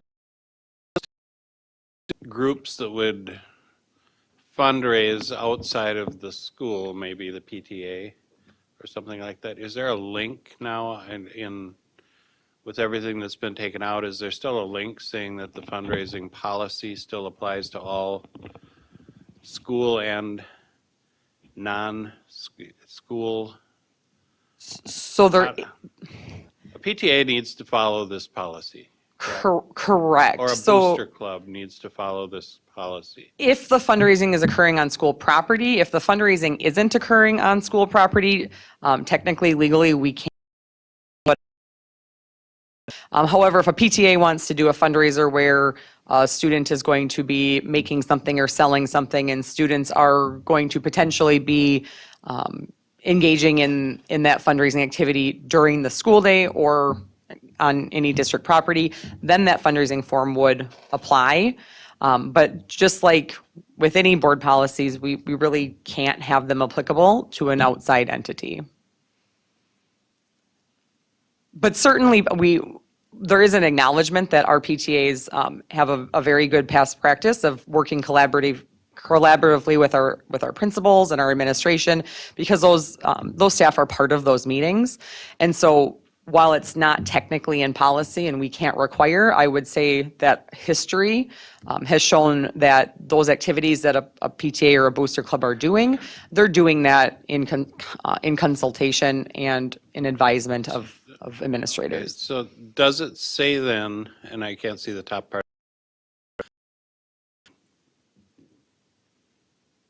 does it say that, say a PTA, does it say in there that if they're doing fundraising on school grounds or on school time, that this policy is 100% applicable to the outside organization? Is that specifically stated in the policy? Not specifically in the policy, no. I'm wondering if it should be, or is that, I mean, this is first reading, so I'm Right. kind of asking questions about. Yeah, we could certainly incorporate it in policy. Even if it doesn't get incorporated into policy, that's, in my mind, something that would be good to put in the procedures, because our staff who are going to be doing the fundraising activity and who are responsible for managing budgets and buildings and programs are going to be referring really to the fundraising guidelines as opposed to the policy. So if we put it in the policy, we'd probably want to put it in both. But I do think that that would be, at a minimum, I agree, something that we'd want to incorporate into that procedures document. I think whether or not that we want to add that to policy is up for your discussion as the board to make a recommendation.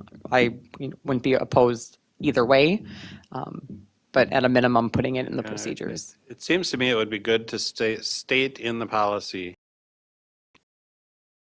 if the fundraising is being done on school grounds or during school hours, that this policy applies to any outside groups who would be doing that fundraising. It just seems like we have pretty good control just over school fundraising, just through our staff, principals, and people involved in the reporting structure. But when you get an outside organization coming in, they may not feel that they need to follow our rules 100%. And to just simply state it without going into the details of what Right. all of the other stuff is. Yeah, I think that would be something that we could easily add in that first section as an item G, just to note that if it is an external organization, that the processes apply and this. Absolutely. Your recommendation. This policy seems like that it requires an annual report to the school board, which never seems to happen. Is there anything special about this that's going to actually get an annual report to the school board? So part of the challenge in the past with the annual report has been with the student activity accounts. The vast majority of our fundraising really does occur in those student activity accounts, our extracurricular activities. Prior to those being under board control, those wouldn't have required that annual report because they didn't have that under board control. So those have been under board control for about 2 years. And in that 2-year time frame, we've hit the COVID moment and there really has not been fundraising. Or very, very minimal. And so we've really had a good opportunity to do a reset with fundraising because it's been kind of dormant, if you will. And so we'll be starting with the new school year with really good, firm procedures and approval and record keeping so that at the end of that school year, we can start to bring that report to the board like the policy requires. Natalie? Since you're handbook, fundraising handbook that you're going to put together. Thinking about our large free and reduced lunch population and thinking about all of the walkathons and things my kids have gone through in this district, I don't even know exactly where to go with this or if this is the appropriate time to say it, but when there's prizes for top fundraisers, it always makes me cringe because there's an ability to fundraise that's directly tied to the money your parents make and who their friends are, so I get why that's a thing, but have we addressed that at all or thought about how to address that? So if it's a district fundraiser and the district is supporting that, we actually, I think it was about 2 years ago, moved to no longer allowing that. You're so smart. So, so we've addressed that. Now, that's not to say that, if a booster club or an outside entity is doing a fundraiser, certainly we like to share that information with our partner organizations so that they have that awareness too. We can't always control, but I think we've had, even with our external groups, a much better understanding of that and moving away from that and shifting that mindset away. So yeah, that's definitely something that has been on our radar. This was more than 2 years ago, so thank you very much. I appreciate that. Al? When funds are raised, topic here, but when funds are raised, say by a booster group, say a booster organization, and then they come to the district or they come to the team, does that hit our board agenda item, the donations? Do all of those booster group donations hit the board, the financial donations report that we get? Or how do those get accounted for? So if they're actually donating the cash to the district, which we do require if booster clubs are going to fundraise or do use any of their funds for equipment or uniforms. Now the uniforms has gotten less as the district's added uniform and equipment budgets over the years. We see less and less need for fundraising for equipments as we have budgets in place to support those items. But if there is an equipment purchase, we require that the money come to the district, both for tracking of the equipment and for insurance purposes. So that's generally the only time that we are currently seeing booster funds get donated. And in those instances, yes, it would come to the board as a donation. More often what happens is that a booster club fundraises and then they make the purchases directly. So if they're going to purchase coaches apparel or food for a team, for a team event, or any of those items that we typically see booster clubs raising funds for, they're making that purchase on their own. And so we're not acknowledging that as a donation because it's not flowing through us. They just are having that activity accounted for out of their separate account. Does that answer your question? You answered the question. I don't know if it answers fully my questions, but it seems to me like we're enjoying the benefit of that donation, so that therefore it should become part of our, if the booster club is purchasing coach buses for the hockey team for 6 games a year, that really is a donation in kind to the Right. school district, and therefore it should be acknowledged. It seems to me it should be, but I'm not a lawyer, so I guess I can't answer that question, but it just was something, and again, we're kind of off the policy, so it doesn't have to be answered tonight, but it is something that I'm curious about a little bit. Monica? Just a follow-up of that question. I think that part of the problem is not only if it's legal as you're thinking, but how cumbersome it is to get that information and get people to tell you how many pizzas they bought for their teams and those kind of things. And we do collect some high-level data in terms of how much total those booster clubs are spending, because we have to collect that for Title IX purposes. But by no means do we get into, to your point, exactly every line and, did they purchase it on this, and was it for, a youth event or a varsity or transportation? We don't collect that level of data. And as you said, partly just due to, number one, the time on the district's part, but also the fact that our booster clubs are primarily staffed by parent volunteers. And so the little bit of information that we do collect, we get feedback that that's cumbersome for our booster clubs. And while we acknowledge that we have to collect some data, we also don't want to put any sort of significant time or requirements that impose significant amount of time on parent volunteers. So yeah, it's trying to find that balance, but certainly there's pros and cons to both sides of potentially doing that. Okay, let's move on. Next, we have proposed revised board policy 412, first reading expense reimbursement, presented again by Amy Scalarud, Executive Director of Finance and Business Services. So policy 412 is the expense reimbursement policy, which the name is a little bit misleading. It's really primarily concerning travel expenses. So you'll see the first change in the policy is in that purpose statement, just to replace the word business. So that as somebody's looking at this policy, it's very clear that this is primarily referring to travel.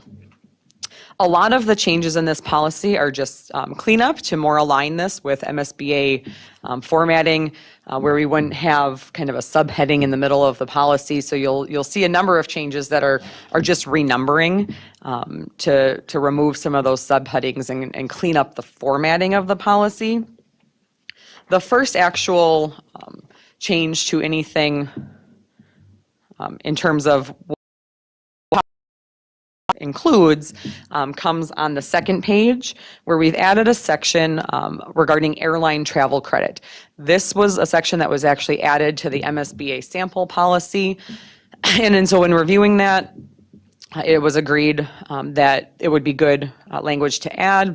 We've actually had this come to light much more frequently over the last few years as we had COVID hit unexpectedly and conferences and things be canceled, where we had airline tickets purchased for staff travel, where if you've ever had to cancel your own flight, more often than not, an airline won't give you a refund. They issue you a travel credit. And so we just wanted to make sure that our policy talked about what does that process look like? That credit, while it might be in the employee's name, is still property of the district, and what those procedures are. So that's what this section entails, is just that language surrounding those circumstances.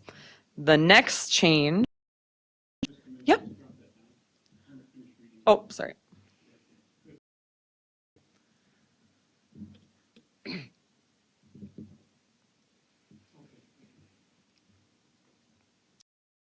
Section is in the receipts and reimbursement section, and the main change here is to combine.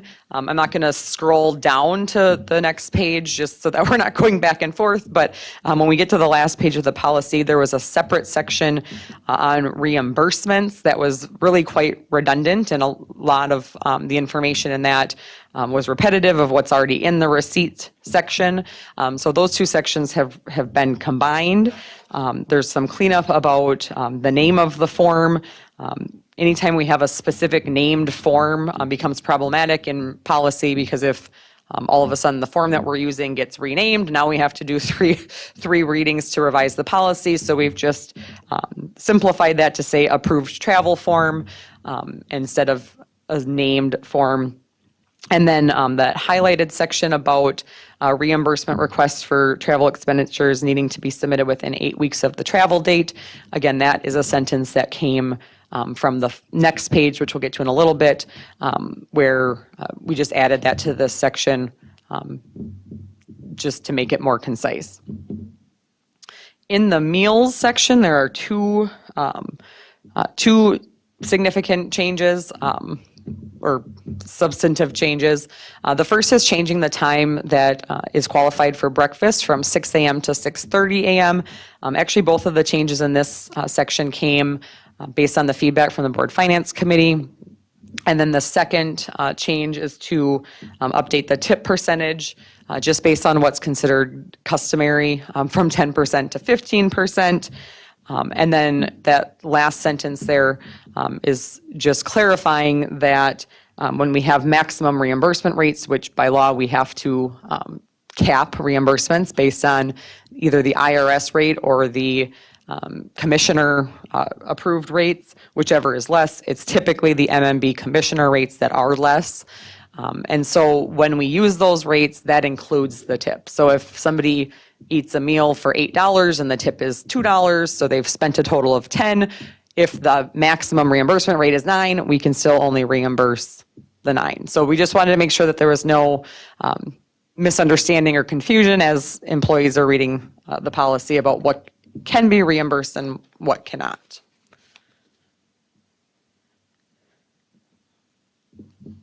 And then there's a little bit of verbiage there that you'll see we struck out. Again, we didn't feel that this information was relevant to be in policy about the rates being subject to change. And then also, it's really more procedural. That is our practice. Obviously, if rates change, we communicate that, but that's really procedural language and not policy language. And then the last change comes in the expense advance section. The specific dollar amount was removed just because that can vary. Just for board information, in the 10 plus years I've been in the district, I have never seen an expense advance to an employee for travel. Typically, employees travel and submit it after the fact. So there was some discussion about removing this from the policy. However, Board Finance Committee felt that in the event that we had a staff member who was traveling and would potentially have expense reimbursements, we don't know each staff member's individual financial circumstances, and so we wanted to make sure that the policy still allowed, if an employee financially couldn't cover that cost up front and submit for reimbursement, that there would be the ability to still do so, and that would be approved by the superintendent and based on past practice would likely be in limited circumstances. So just cleaning that up, but still leaving that as an option. And then you'll see that last part that struck out is the paragraph that I referenced earlier, where some of that was redundant, and the last sentence about the timeliness of submitting was moved into that previous section. Are there any questions? Expense reimbursement policy. One question. If our goal is to make sure that people understand that this is for travel expense, Why don't we just rename it to travel expense reimbursement? So I thought about that because MSBA still calls it expense reimbursement. So I didn't know if we wanted to use the 412. We could certainly consider that. We generally, within the body of the policy, we're going to deviate from MSBA. If it's the same number as an MSBA policy, we historically haven't deviated from the name. And so that's why we left that. I don't know why MSBA doesn't change it, but yeah. Anyone else? So Monica? we wanted to look at that or no? It seems more clear, but not a big deal, not look at it, or not a big deal, let's look at it.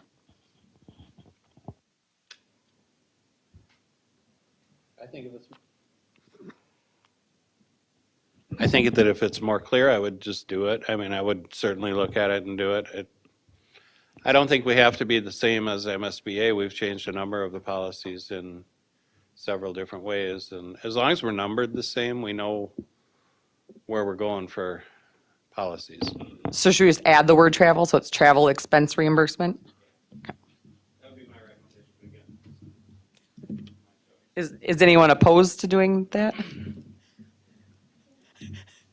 Was that a question or you're opposed?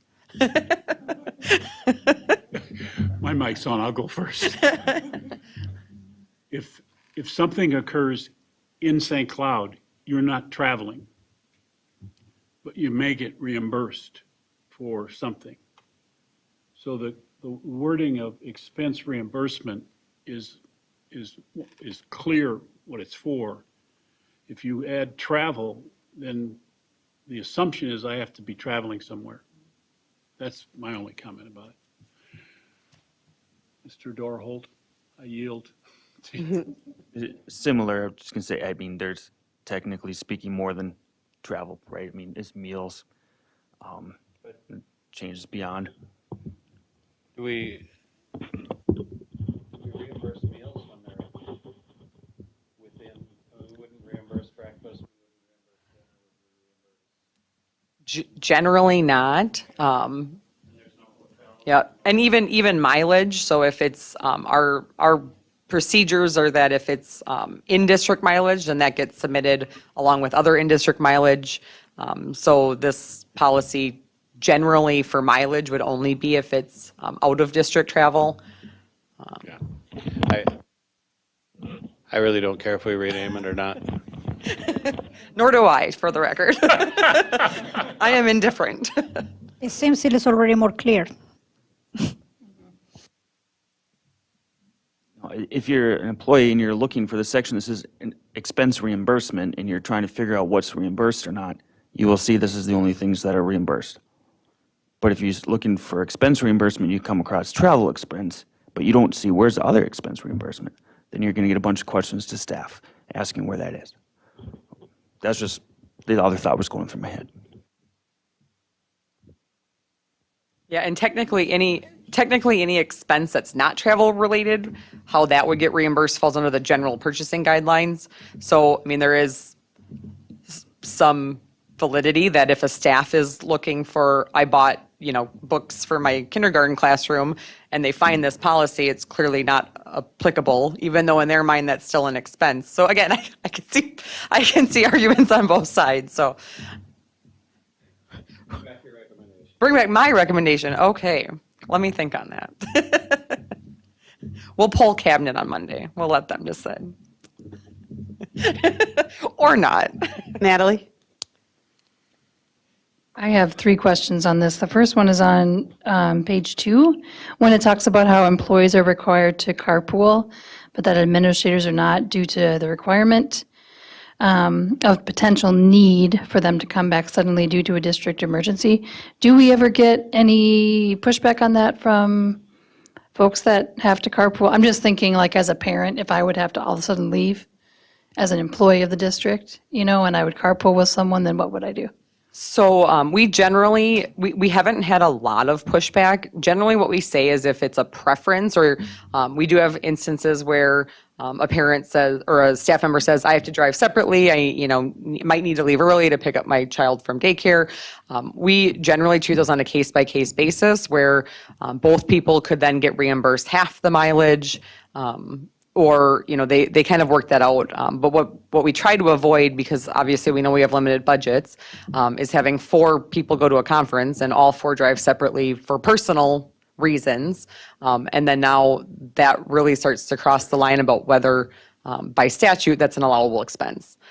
Because if the need for multiple reimbursements are driven by personal need, that's not an allowable district expense. So we typically will hold the line on that and say, we will reimburse for 1 vehicle. If those 2 staff want to agree mutually upon themselves that means they each get half, then we do that.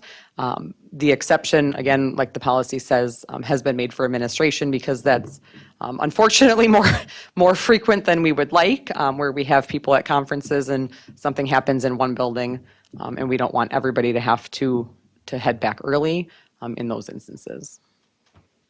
That makes sense. Thank you.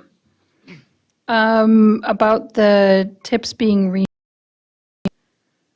I'm glad it's not 10%. That's kind of embarrassing. So 15%, I get that. Usually across the board, what I've read anyway is it's more like 20%, but how did we come to 15%? That's with finance, because we're cheap. I think it depends on, personal preference. Some, like you said, would probably argue that 20% has become more customary. In all honesty, most of the time, by the time you add in tip, we're over those maximum per diems anyway. And so 15% was where finance committee landed, but certainly, I agree, there could easily probably be an argument for more, but it does start to become sort of a non-issue because the reimbursement rates are typically less than what people are spending anyway. Okay, thank you.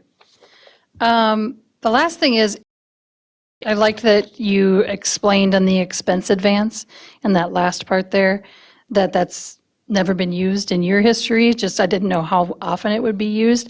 I know as a first-year teacher, for me to put up front I know you're not traveling as a first-year teacher, that's a whole other realm, but that would have been really tough for me. Is there a reason it's at 75% and not 100 if we have a large need?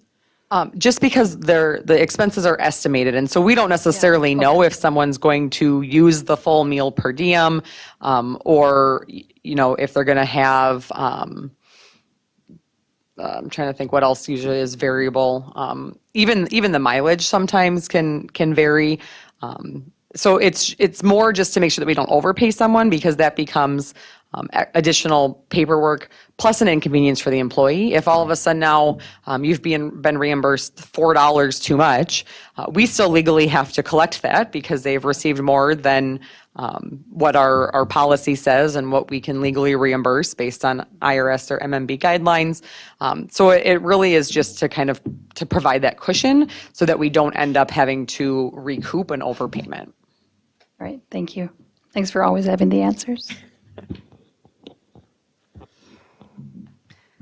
Okay, next up, we have proposed revised board policy 502, first reading, search of student lockers, desks, personal possessions, and students' persons, presented tonight by Dr. Lori Putnam, Assistant Superintendent of Education. Thank you, Chair Haas. Are we also going to do 422? Sure. Just I was just trying, okay? All right, if it's okay with you, I'll start. Okay, let's do first. We have proposed revised board policy 422, policies incorporated by reference, first reading. Thank you. 422 is under the employees personnel section, as you'll see, and it just describes that the policies are applicable to both students and employees, or there are other policies that are applicable to employees. And rather than list them in multiple places, we just say here, this is where they're cross-referenced. And so we do have 2 additional policies that are coming forward or that do apply. Carol will be covering violence prevention soon. So we are just adding 525 and 535, which of course are under the student section, but are also applicable to employees.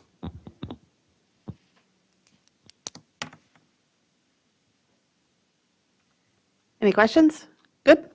All right, now let's try 502. Perfect, thank you. 502 describes the search of student lockers, desks, and personal possessions. Oh gosh, Al, I totally forgot. I was all excited about getting this done. I would love to. Thank you so very much. Here you go. Here is 502. And the first, section 2 just describes the property that is owned by the school district, including lockers, desks. And so we are recommending the addition of district-issued electronic devices because those are always the property of our school district. And like lockers and desks, may be searched at any time without notice and without warrant. And then the only other changes that you'll see are in 3 under definitions, and those changes were just made to bring this policy into alignment with other policies. So for instance, we are not considering overdue books to be contraband material. We've talked about that before. We will be adding, under B would be adding wallets to purses, wallets, backpacks.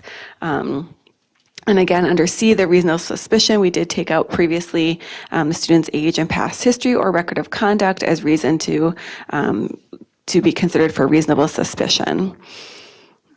And under procedures, it's just the addition of B, that we may electronically track or inspect school-issued devices.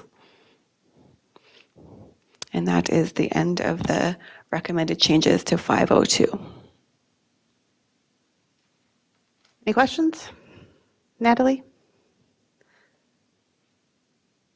So this is, my question that I have is under procedures. Yes. And it is new letter F. And it's talking about a strip search. I mean, tell me why we have that in there, I guess is my question. It seems like that's not something we would ever do, but maybe I'm not thinking big enough for this policy to know what could involve removal of coverings or clothing from private areas for our children. Right. There are, again, like Amy said, I've never seen this be enacted. I could see it being in here, and again, it is modeled after board MSBA policy. If there are a situation in which a student had a weapon that was tucked into a private spot, I could see that could be a reason for keeping that definition or that procedure noted. But certainly, it's noting it's only involving imminent danger, which I think to any reasonable person would mean that there is a weapon secluded somewhere. I think my concern with that came in when another part in the policy, it said that for sure one other, we would prefer a same-sex person to be with the student, and then if possible to have another person in the room as well. I, of course, wouldn't ever want to see that someone is doing a strip search by themselves. Correct. Right, so like, it's a little bit of, that was the gray area, like, if we're doing something like that, there for sure should be at least 2 people in there. Correct. So, but that's not the way the policy reads, so that was my concern there. It's not mentioned in number F. You have it in E, but not F. In E. So as I read it, and I agree that. Right, I'm saying like if you're enacting F for the reasons that you said.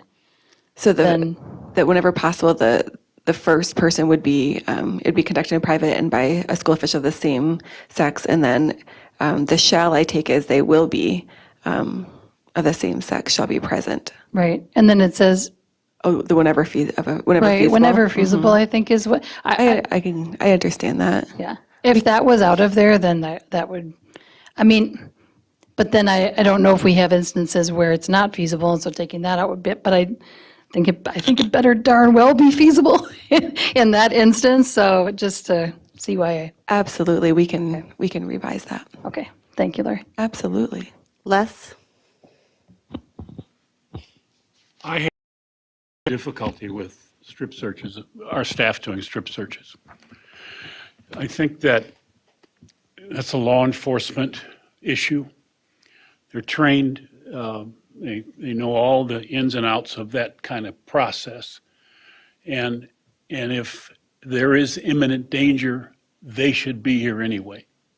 It's not a position where we should put our staff in a place where they are involved in a search of a person where there's imminent danger. And I think if you begin to think about knives and guns and weaponry, that I just don't see that as a place for any of our teachers or staff to be involved in that. So I think we should change that to some kind of containment until law enforcement arrive, and then manage it that way. I think this will get us in trouble in the long run. So, pardon? Yeah, I think we might want to rethink that and call law enforcement on that.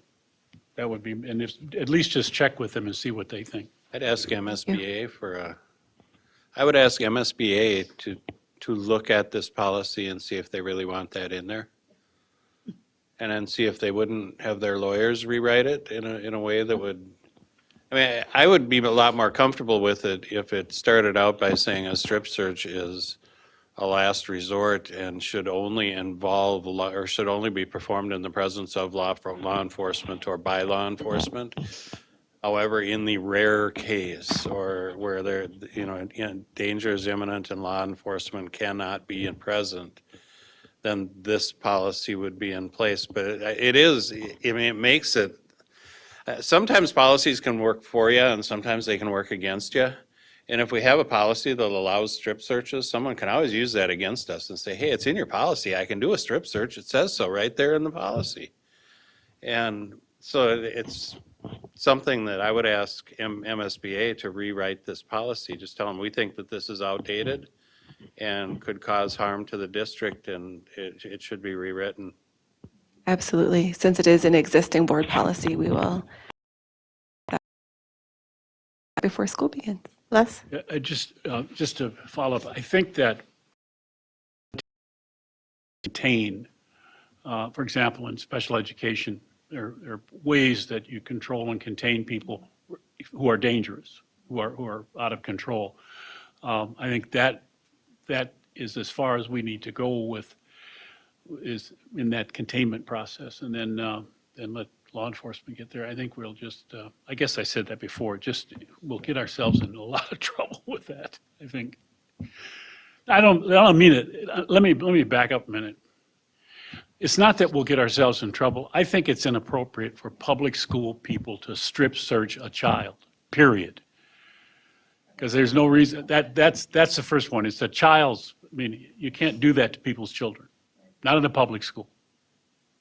And so if they're in prison already, that's one thing, but not in a public school. I just don't think that a parent reading that would say, oh, wait a minute, I don't know if that makes sense. So that's where I am with it. Natalie? And I know I'm in my board member hat now, but I also read these as a parent. Like, that could happen to my child. I know that it hasn't happened and it probably never will happen, but I think to talk to MSBA about the fact that you basically are saying here that an individual can strip search a child, and that's not at all, I know, what any of us would ever do. Let me just put that on the table. So it's a fault of the policy that I think needs to be dealt with. Thank you. The state, so it's not unique to our district. It's Okay. Monica? Well, since we are at it, why in the next 1G, the school officials may determine when it is appropriate to have a second official present as an observer? Like, what does this mean? Like, observer of the search, or? Correct. And we will look at all of that. But that's not related to strip search, is it? Yes, I would say it is.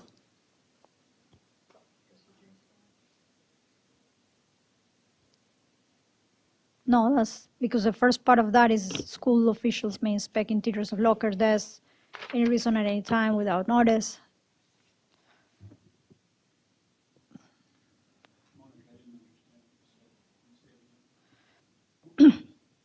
So the procedures are about search in general, not only a strip search. So I was asking for number G, which is the school officials conducting any search may determine when it is appropriate to have a second official present as another observer. Thank you. Now I understand. My apologies.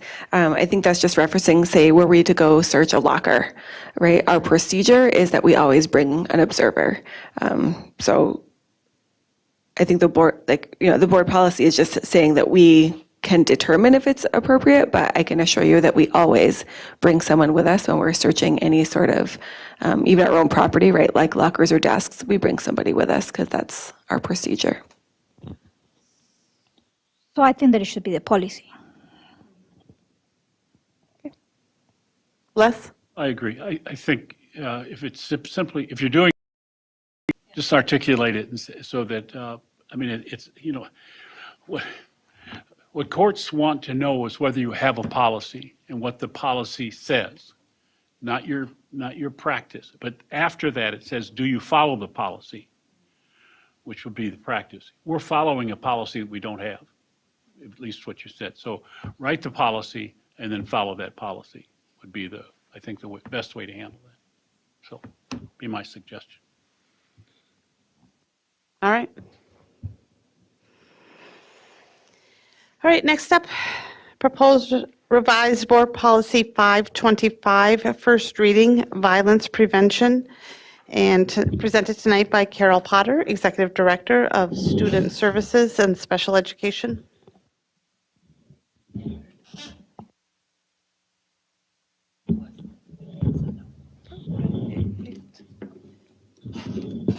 Good evening, Chair Haas, Superintendent Jett, members of the board. Board Policy 525, Violence Prevention. That was a perfect segue. Thank you, Dr. Putnam, going right into that.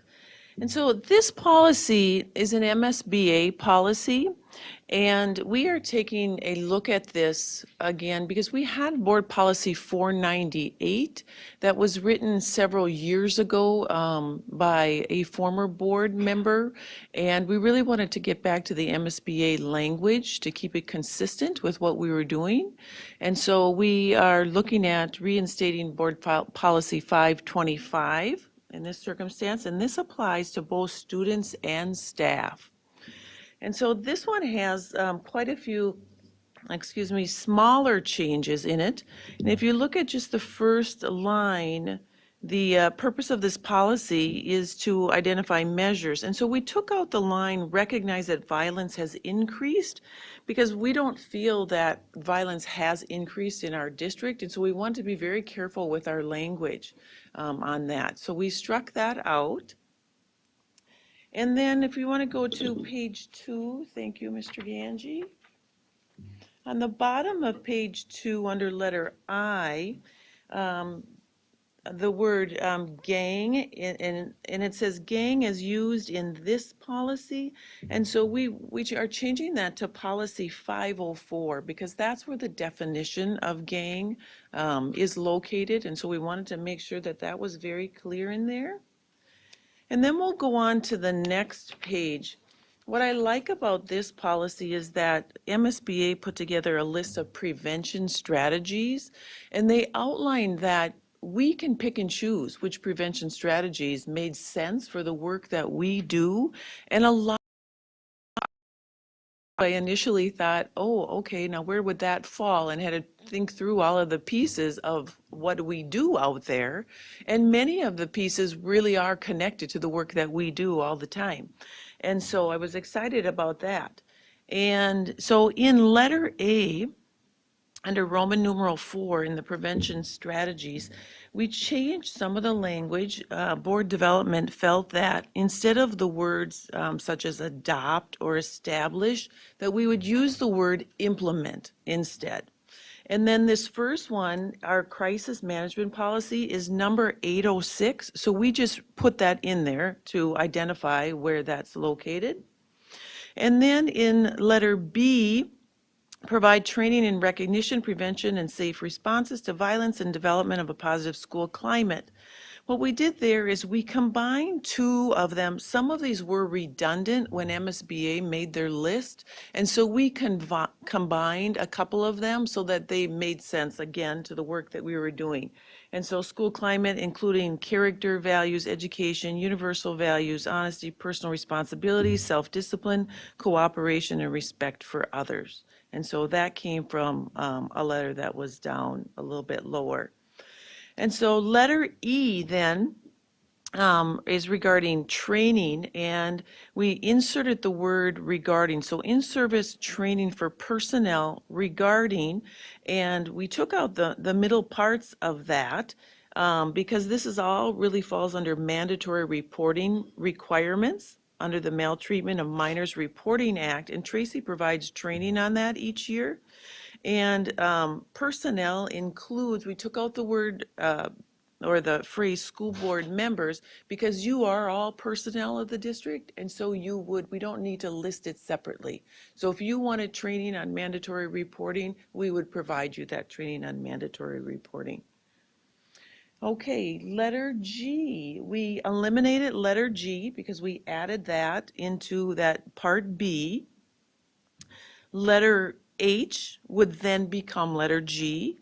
And again, we just simply changed the words in both H and I, the terms. Instead of establish clear rules, we said we were going to implement because we already have them established. We have our code of conduct. We have our board policy 506, our discipline policy. So instead of establishing and developing, we're going to implement. We want to go to then the next page for Gary. Thank you.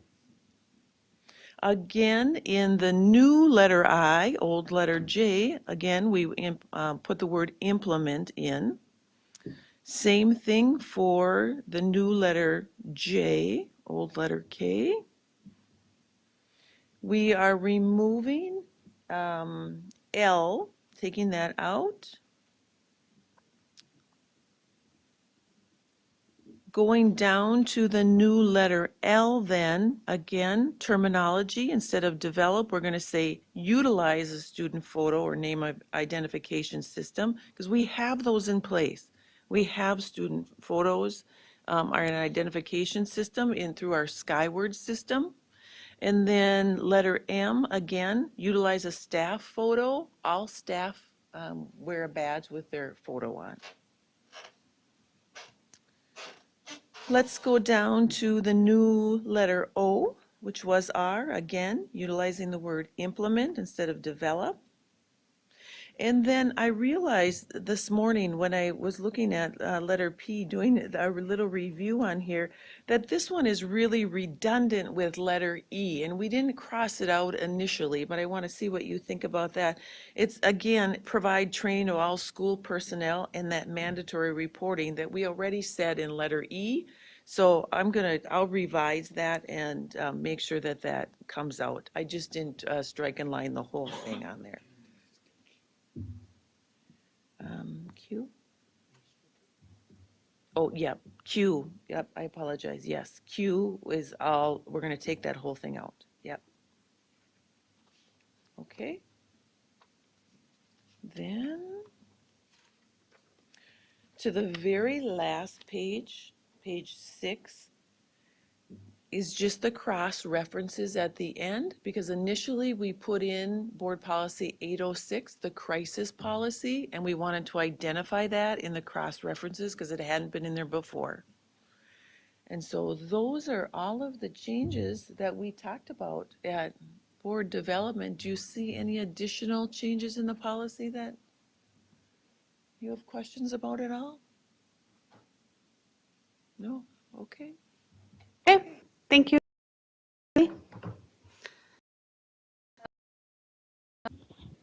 So the very first, I know this is MSBA language, under purpose, the first paragraph there.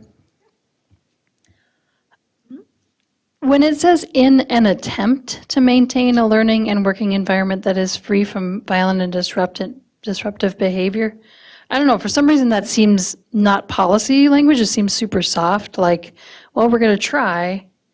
And I know we can't prevent anything and everything from happening. But I guess it just, I don't know, it just seems kind of more soft language than I'm used to in policy. And I think you nailed it, Natalie, because we can use all of these strategies and every single day work hard at doing that. But I think that what they're trying to say is that we may not be able to prevent every single incident from occurring. Okay. But if you think of a language change that you would like to see in there, I'm happy to chat more about that. Yeah, maybe I'll think about it a little bit. It just seems a little bit softer than the hard language we usually use on nonviolence, so. Sure. And Yeah, we I'll can think bring, about this it a is little just bit. first reading, so we can bring it back for second Okay. reading. And if you want to play with some wording, just let me know. That's what I was thinking, because if you just say, that the school district will maintain a learning and working environment that is free from violent and disruptive behavior. Yeah.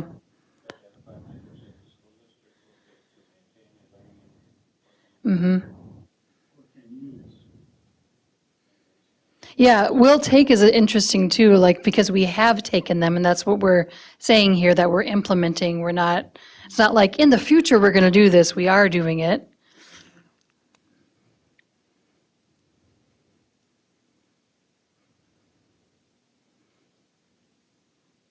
Because like in the other ones, it's like, it says like, we have taken and will continue to implement. So I'm wondering if that needs to also follow up in there. Sure. How about if I play with it a Wordsmith it? little bit, Yeah. wordsmith it a little bit, and then we could talk more about that? Thanks, Carol. Okay. Sure. Anything Okay. else? Thank you, Carol. Okay, next up, proposal policy 522, first reading, sex non-discrimination policy, Title IX grievance and procedure and process. Presented tonight by Tracy Flambeau, Executive Director of Human Resources and Labor Relations.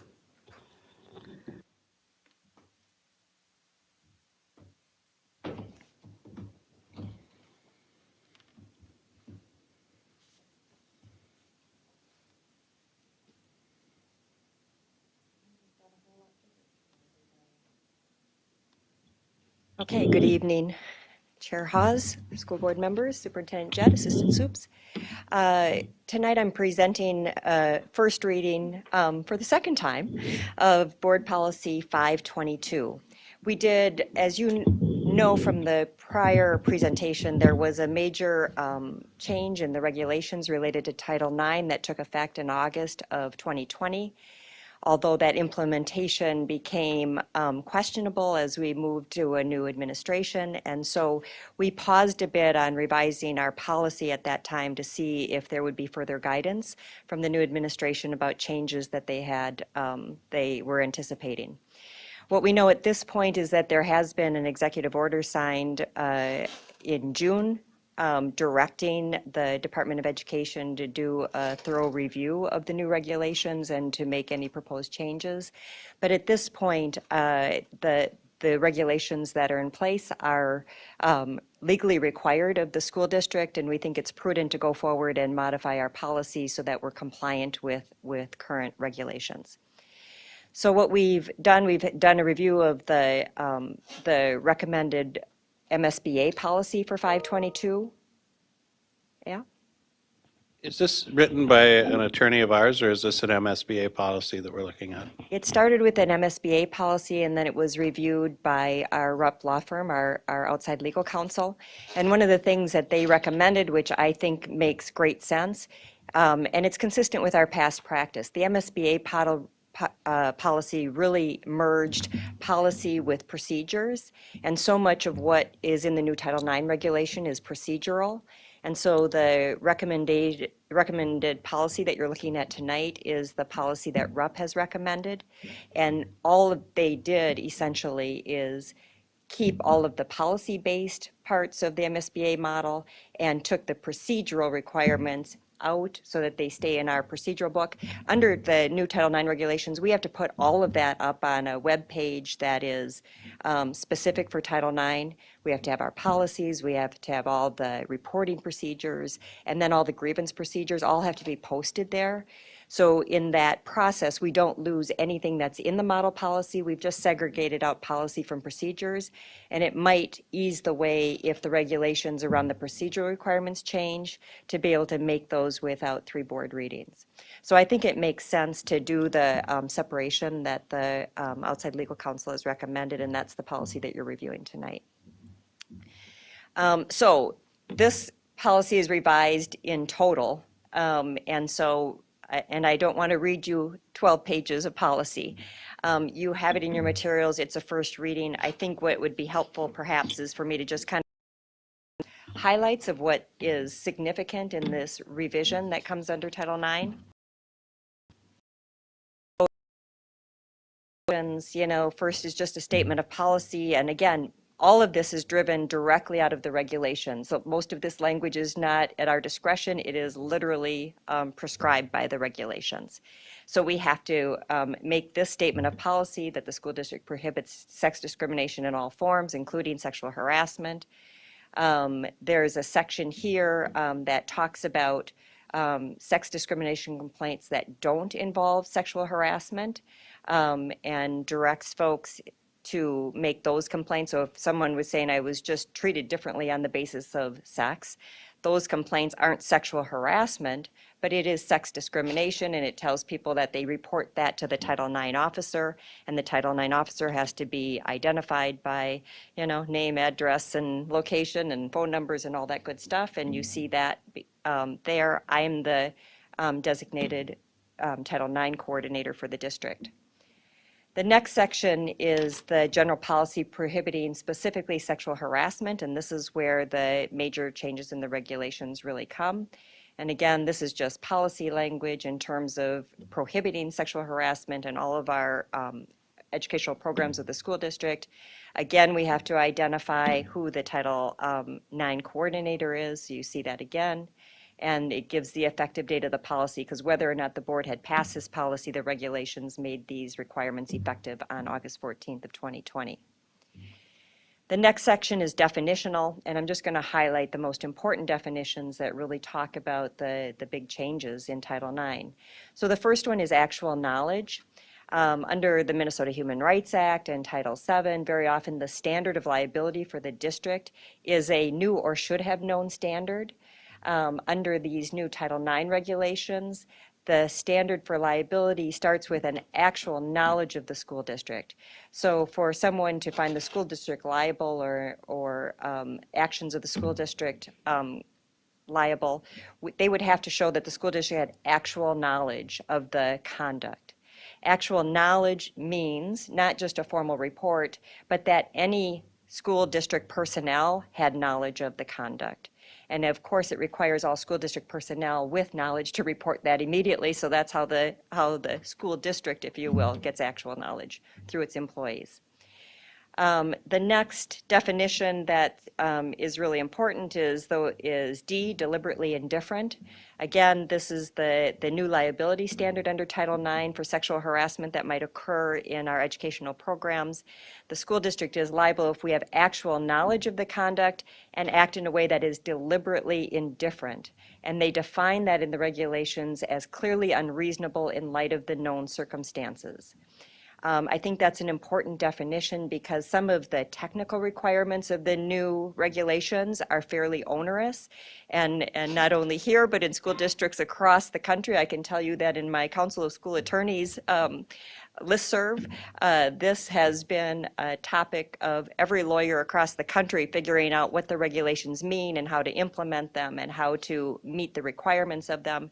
So I think that this definition says that if you have a good faith effort to meet the requirements of the new regulations, that the school district isn't going to be held liable for some sort of a technical failing. They're really looking to make sure that when you have actual knowledge, you're taking the prompt and appropriate remedial action that's required by Title IX. And again, the standard for liability is relatively high at that deliberately indifferent standard. The next definition that really matters and is where kind of the whole game is the definition of sexual harassment.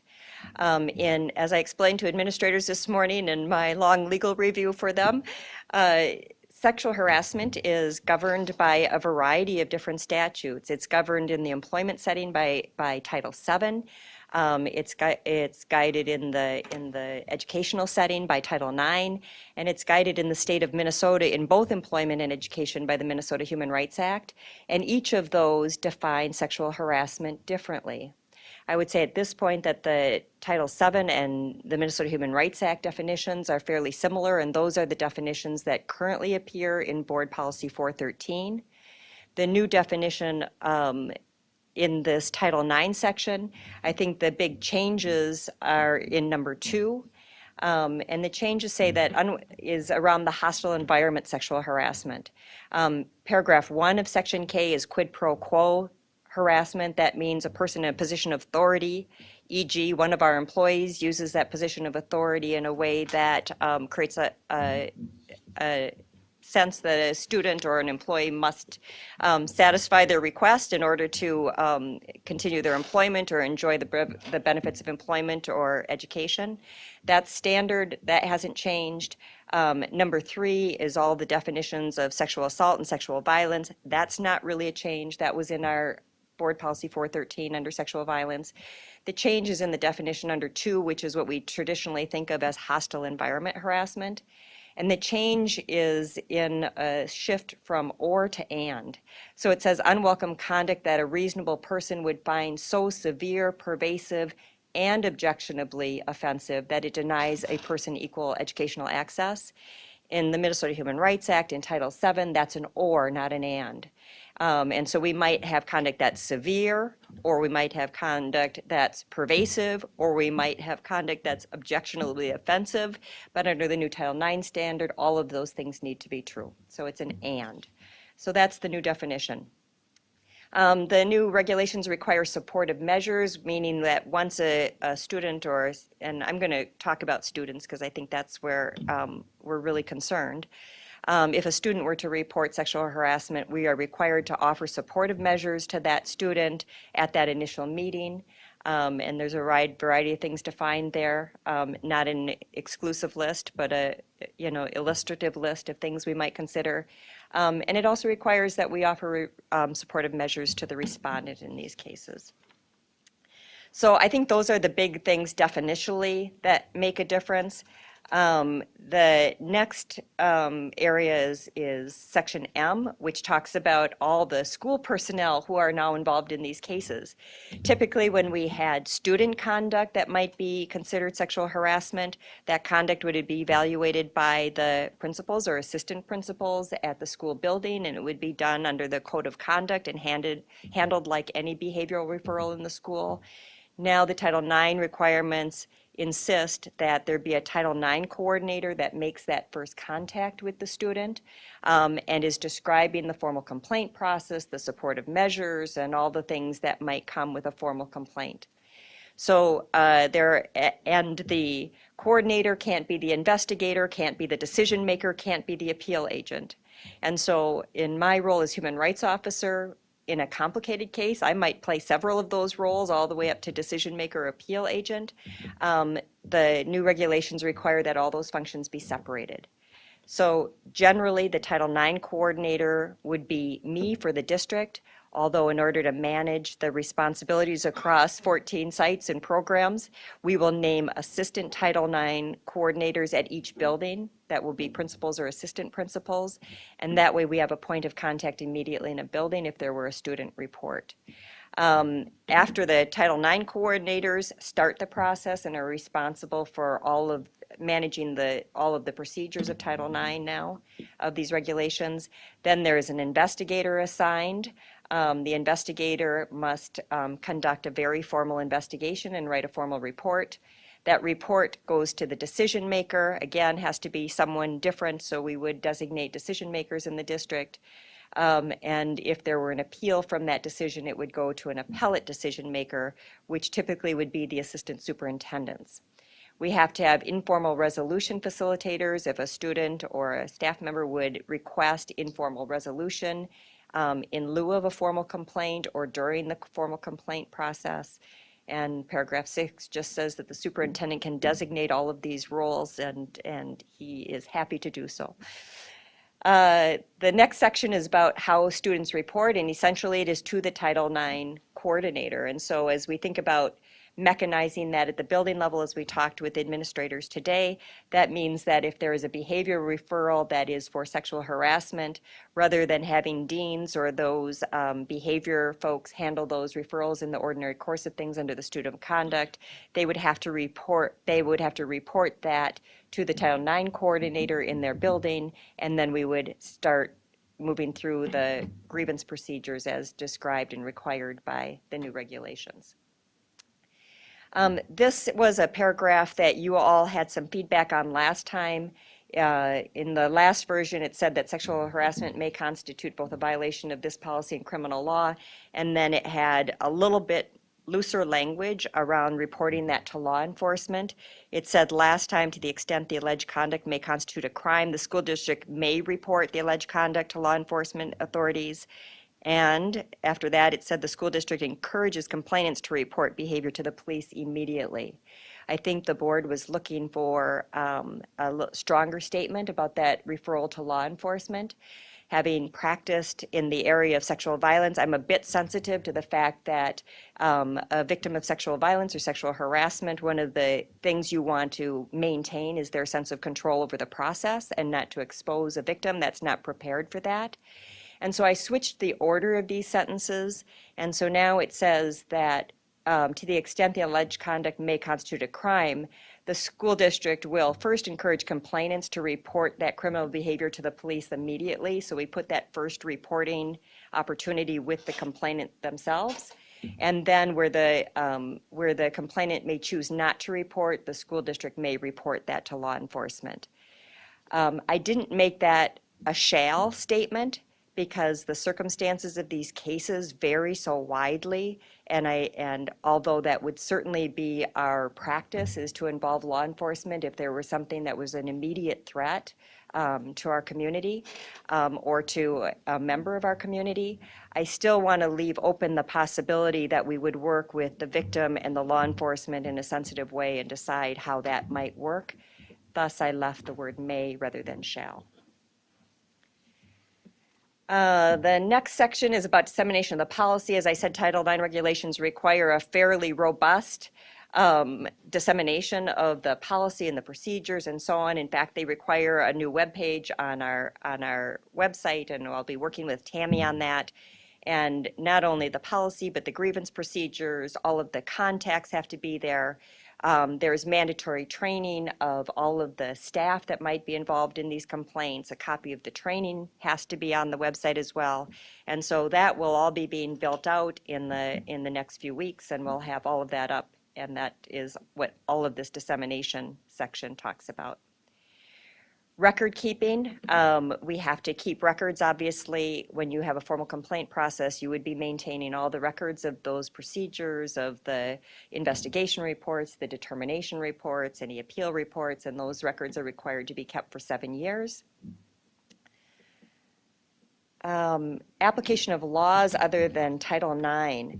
This section recognizes, and this was a section that has been modified by our outside legal counsel, because it recognizes that while a case may not rise to this new standard under Title IX, you could have behavior that would not meet this high standard that's been set by Title IX to qualify as sexual harassment. But it might well meet the standard under Title VII in an employment case, or under the Minnesota Human Rights Act, or for that matter, the Safe and Supportive Schools Act, the Bullying Act, which also talks about discrimination on the basis of sex as part of its definition. And so this section is just saying that if we were to find that behavior did not rise to the threshold of the Title IX standard, we might still be legally required then to consider whether or not it was a violation of Title VII or the Minnesota Human Rights Act or the Safe and Supportive Schools Act, and then to proceed with whatever remedies might be available under those acts. So you see the definitions again under Title VII and the Minnesota Human Rights Act for that purpose. Last, it says that we must adopt grievance procedures, and that is the section that we've separated out as procedures rather than policy. So that is an overview of 522. I'm happy to take any questions you might have. Yes? Tracy, let me phrase it this way. If you were to put in racial, is this the same policy, same kind of thing if it were a person reporting a racial harassment? So Board Policy 413 is the policy that houses the basis of protected class status. Okay. So that policy applies to discrimination on the basis of race, religion, ethnicity, used to have sex, sexual orientation, age, marital status. All of those other protected classes are in 413. Yeah. And what 522 has essentially done is just extract the sexual harassment out of 413, and you'll see that when we get to 413. So we continue to use Board Policy 413 for harassment based on any of the other protected classes, and Board Policy 522 would only apply to sex discrimination and specifically to sexual harassment. This is a much more stringent policy related to sexual harassment. The procedural requirements are much more stringent for the complaint process, and the legal standard to make a finding of sexual harassment is higher than Board Policy 413. Okay, thank you. Scott? I see a lot of stuff applying to sexual harassment. How about gender harassment? Does that fit in there somewhere? Really good question, Scott. So we reviewed a number of legal changes this afternoon with school administrators. There was a recent case, Supreme Court case. It has been an open question whether Title VII or Title IX, when they use the word sex discrimination, whether or not that extended to sexual orientation and gender identity. The Minnesota Human Rights Act, differently, has explicitly extended sex discrimination to cover sexual orientation and gender identity. Up until now, though, those federal acts had not specifically, the acts did not specifically say, and the case law interpreting it had not specifically held that it covered sexual orientation or gender identity. That has changed with 2 Supreme Court cases over the summer, and with an executive order that was issued on June 16th, I think, or the middle of June, where for purposes of the Department of Ed, they clarified that Title IX will be enforced to include gender identity and sexual orientation. And in those Supreme Court cases, they made the same finding, that sex discrimination under Title VII includes sexual orientation and gender identity. So yes, I think the answer is yes, now it does, and that's fairly recent. Should that be reflected in our policy? It is reflected in our policy because of the definition of sex under the Minnesota Human Rights Act. It's explicitly in there. That's under the Human Rights Act, but not necessarily our policy? Or is it our policy? Well, that's a good question. That's a really good question. The executive order explicitly said that about Title IX. That literally just came out 2 weeks ago. And so that is not in the model policy, and it's not explicitly in the revision that was made by the outside legal counsel. Perhaps it should be. Yeah, that's an excellent feedback. I'll talk to our legal counsel and see how they suggest to do that.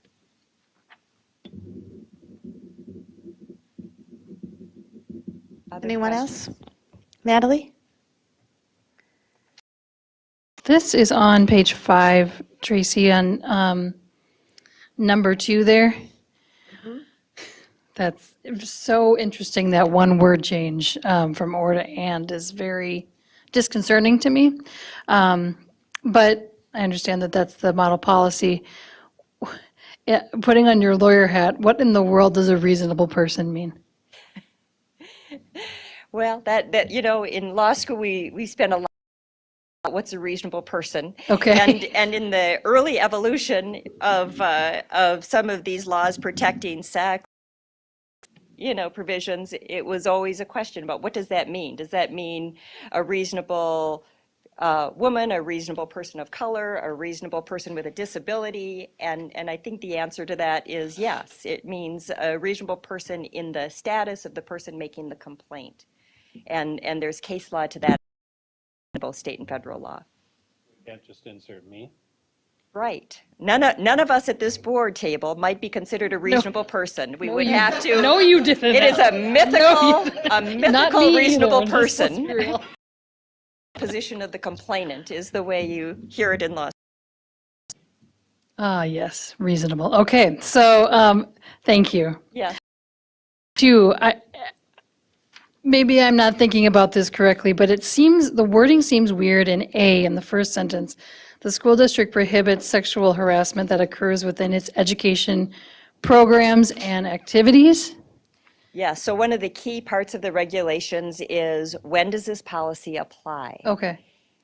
Because this policy, I think, and these regulations were originally directed at the higher ed world, and then kind of quickly, by extension, came into K-12. It specifically excludes in the regulations any conduct that occurs outside of the United States, for example. And so any overseas studies programs or those kinds of things, they recognize we got little control once we leave our boundaries. And so any conduct that happens outside the U.S. proper is excluded from the jurisdiction of this policy.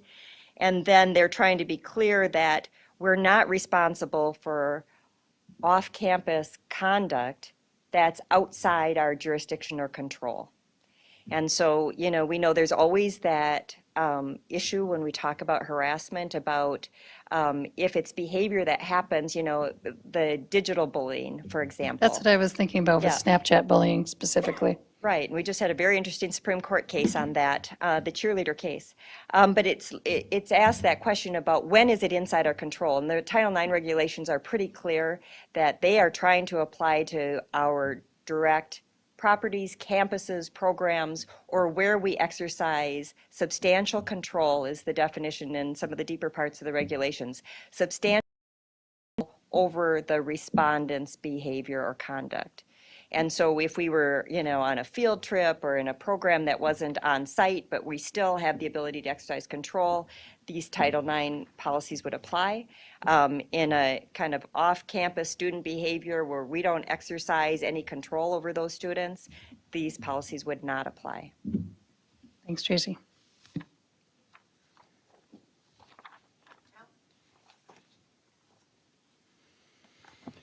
We have this, they always kind of, I'm not saying they're not needed, I'm just saying that they kind of drive me nuts because they're very complex and very difficult to understand.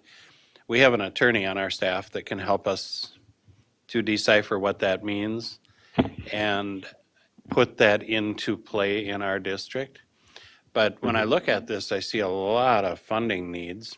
Number one, there's a lot of expenses that go on in there, a lot of documentation time, training time, appointing different people to do different roles, and there's no funding for it. So it's another unfunded mandate that's being placed on the district.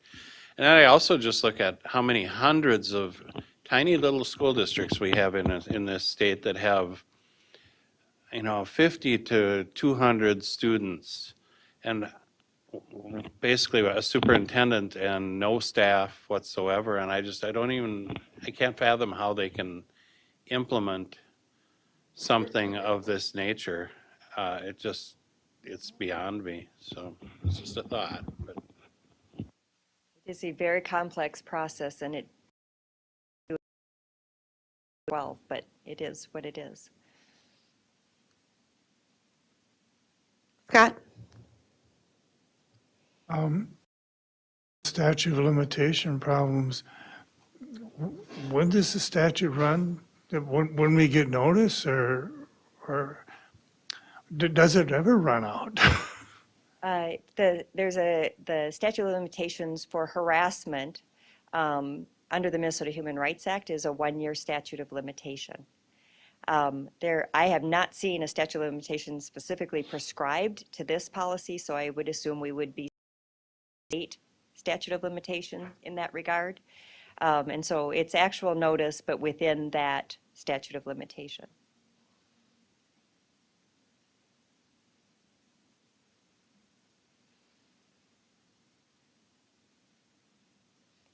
Okay. Thanks for your expertise, Tracy.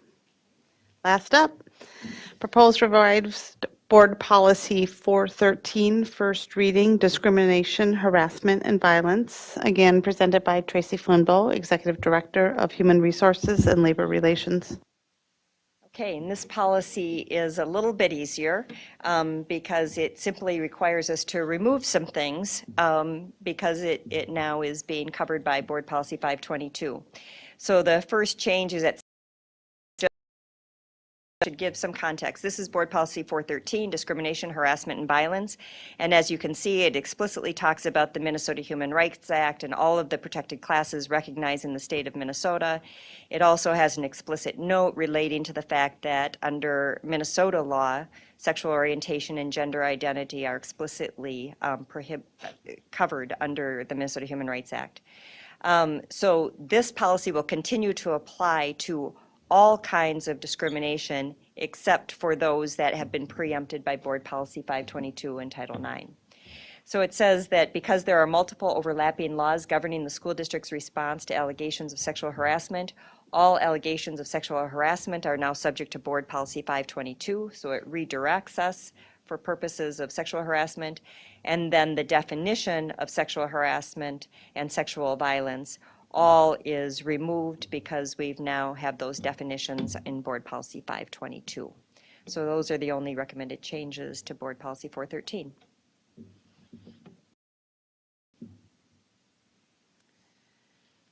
Wow, no questions on the last one? All right. All right. Thank you. Well, thanks. Letting us postpone that because we would have pulled an all-nighter last time. So thank you very much. That meeting is adjourned. It is 9:24 p.m. Thank you for watching, and our next board meeting will be back August 18th, I believe. Thank you. Have a good night.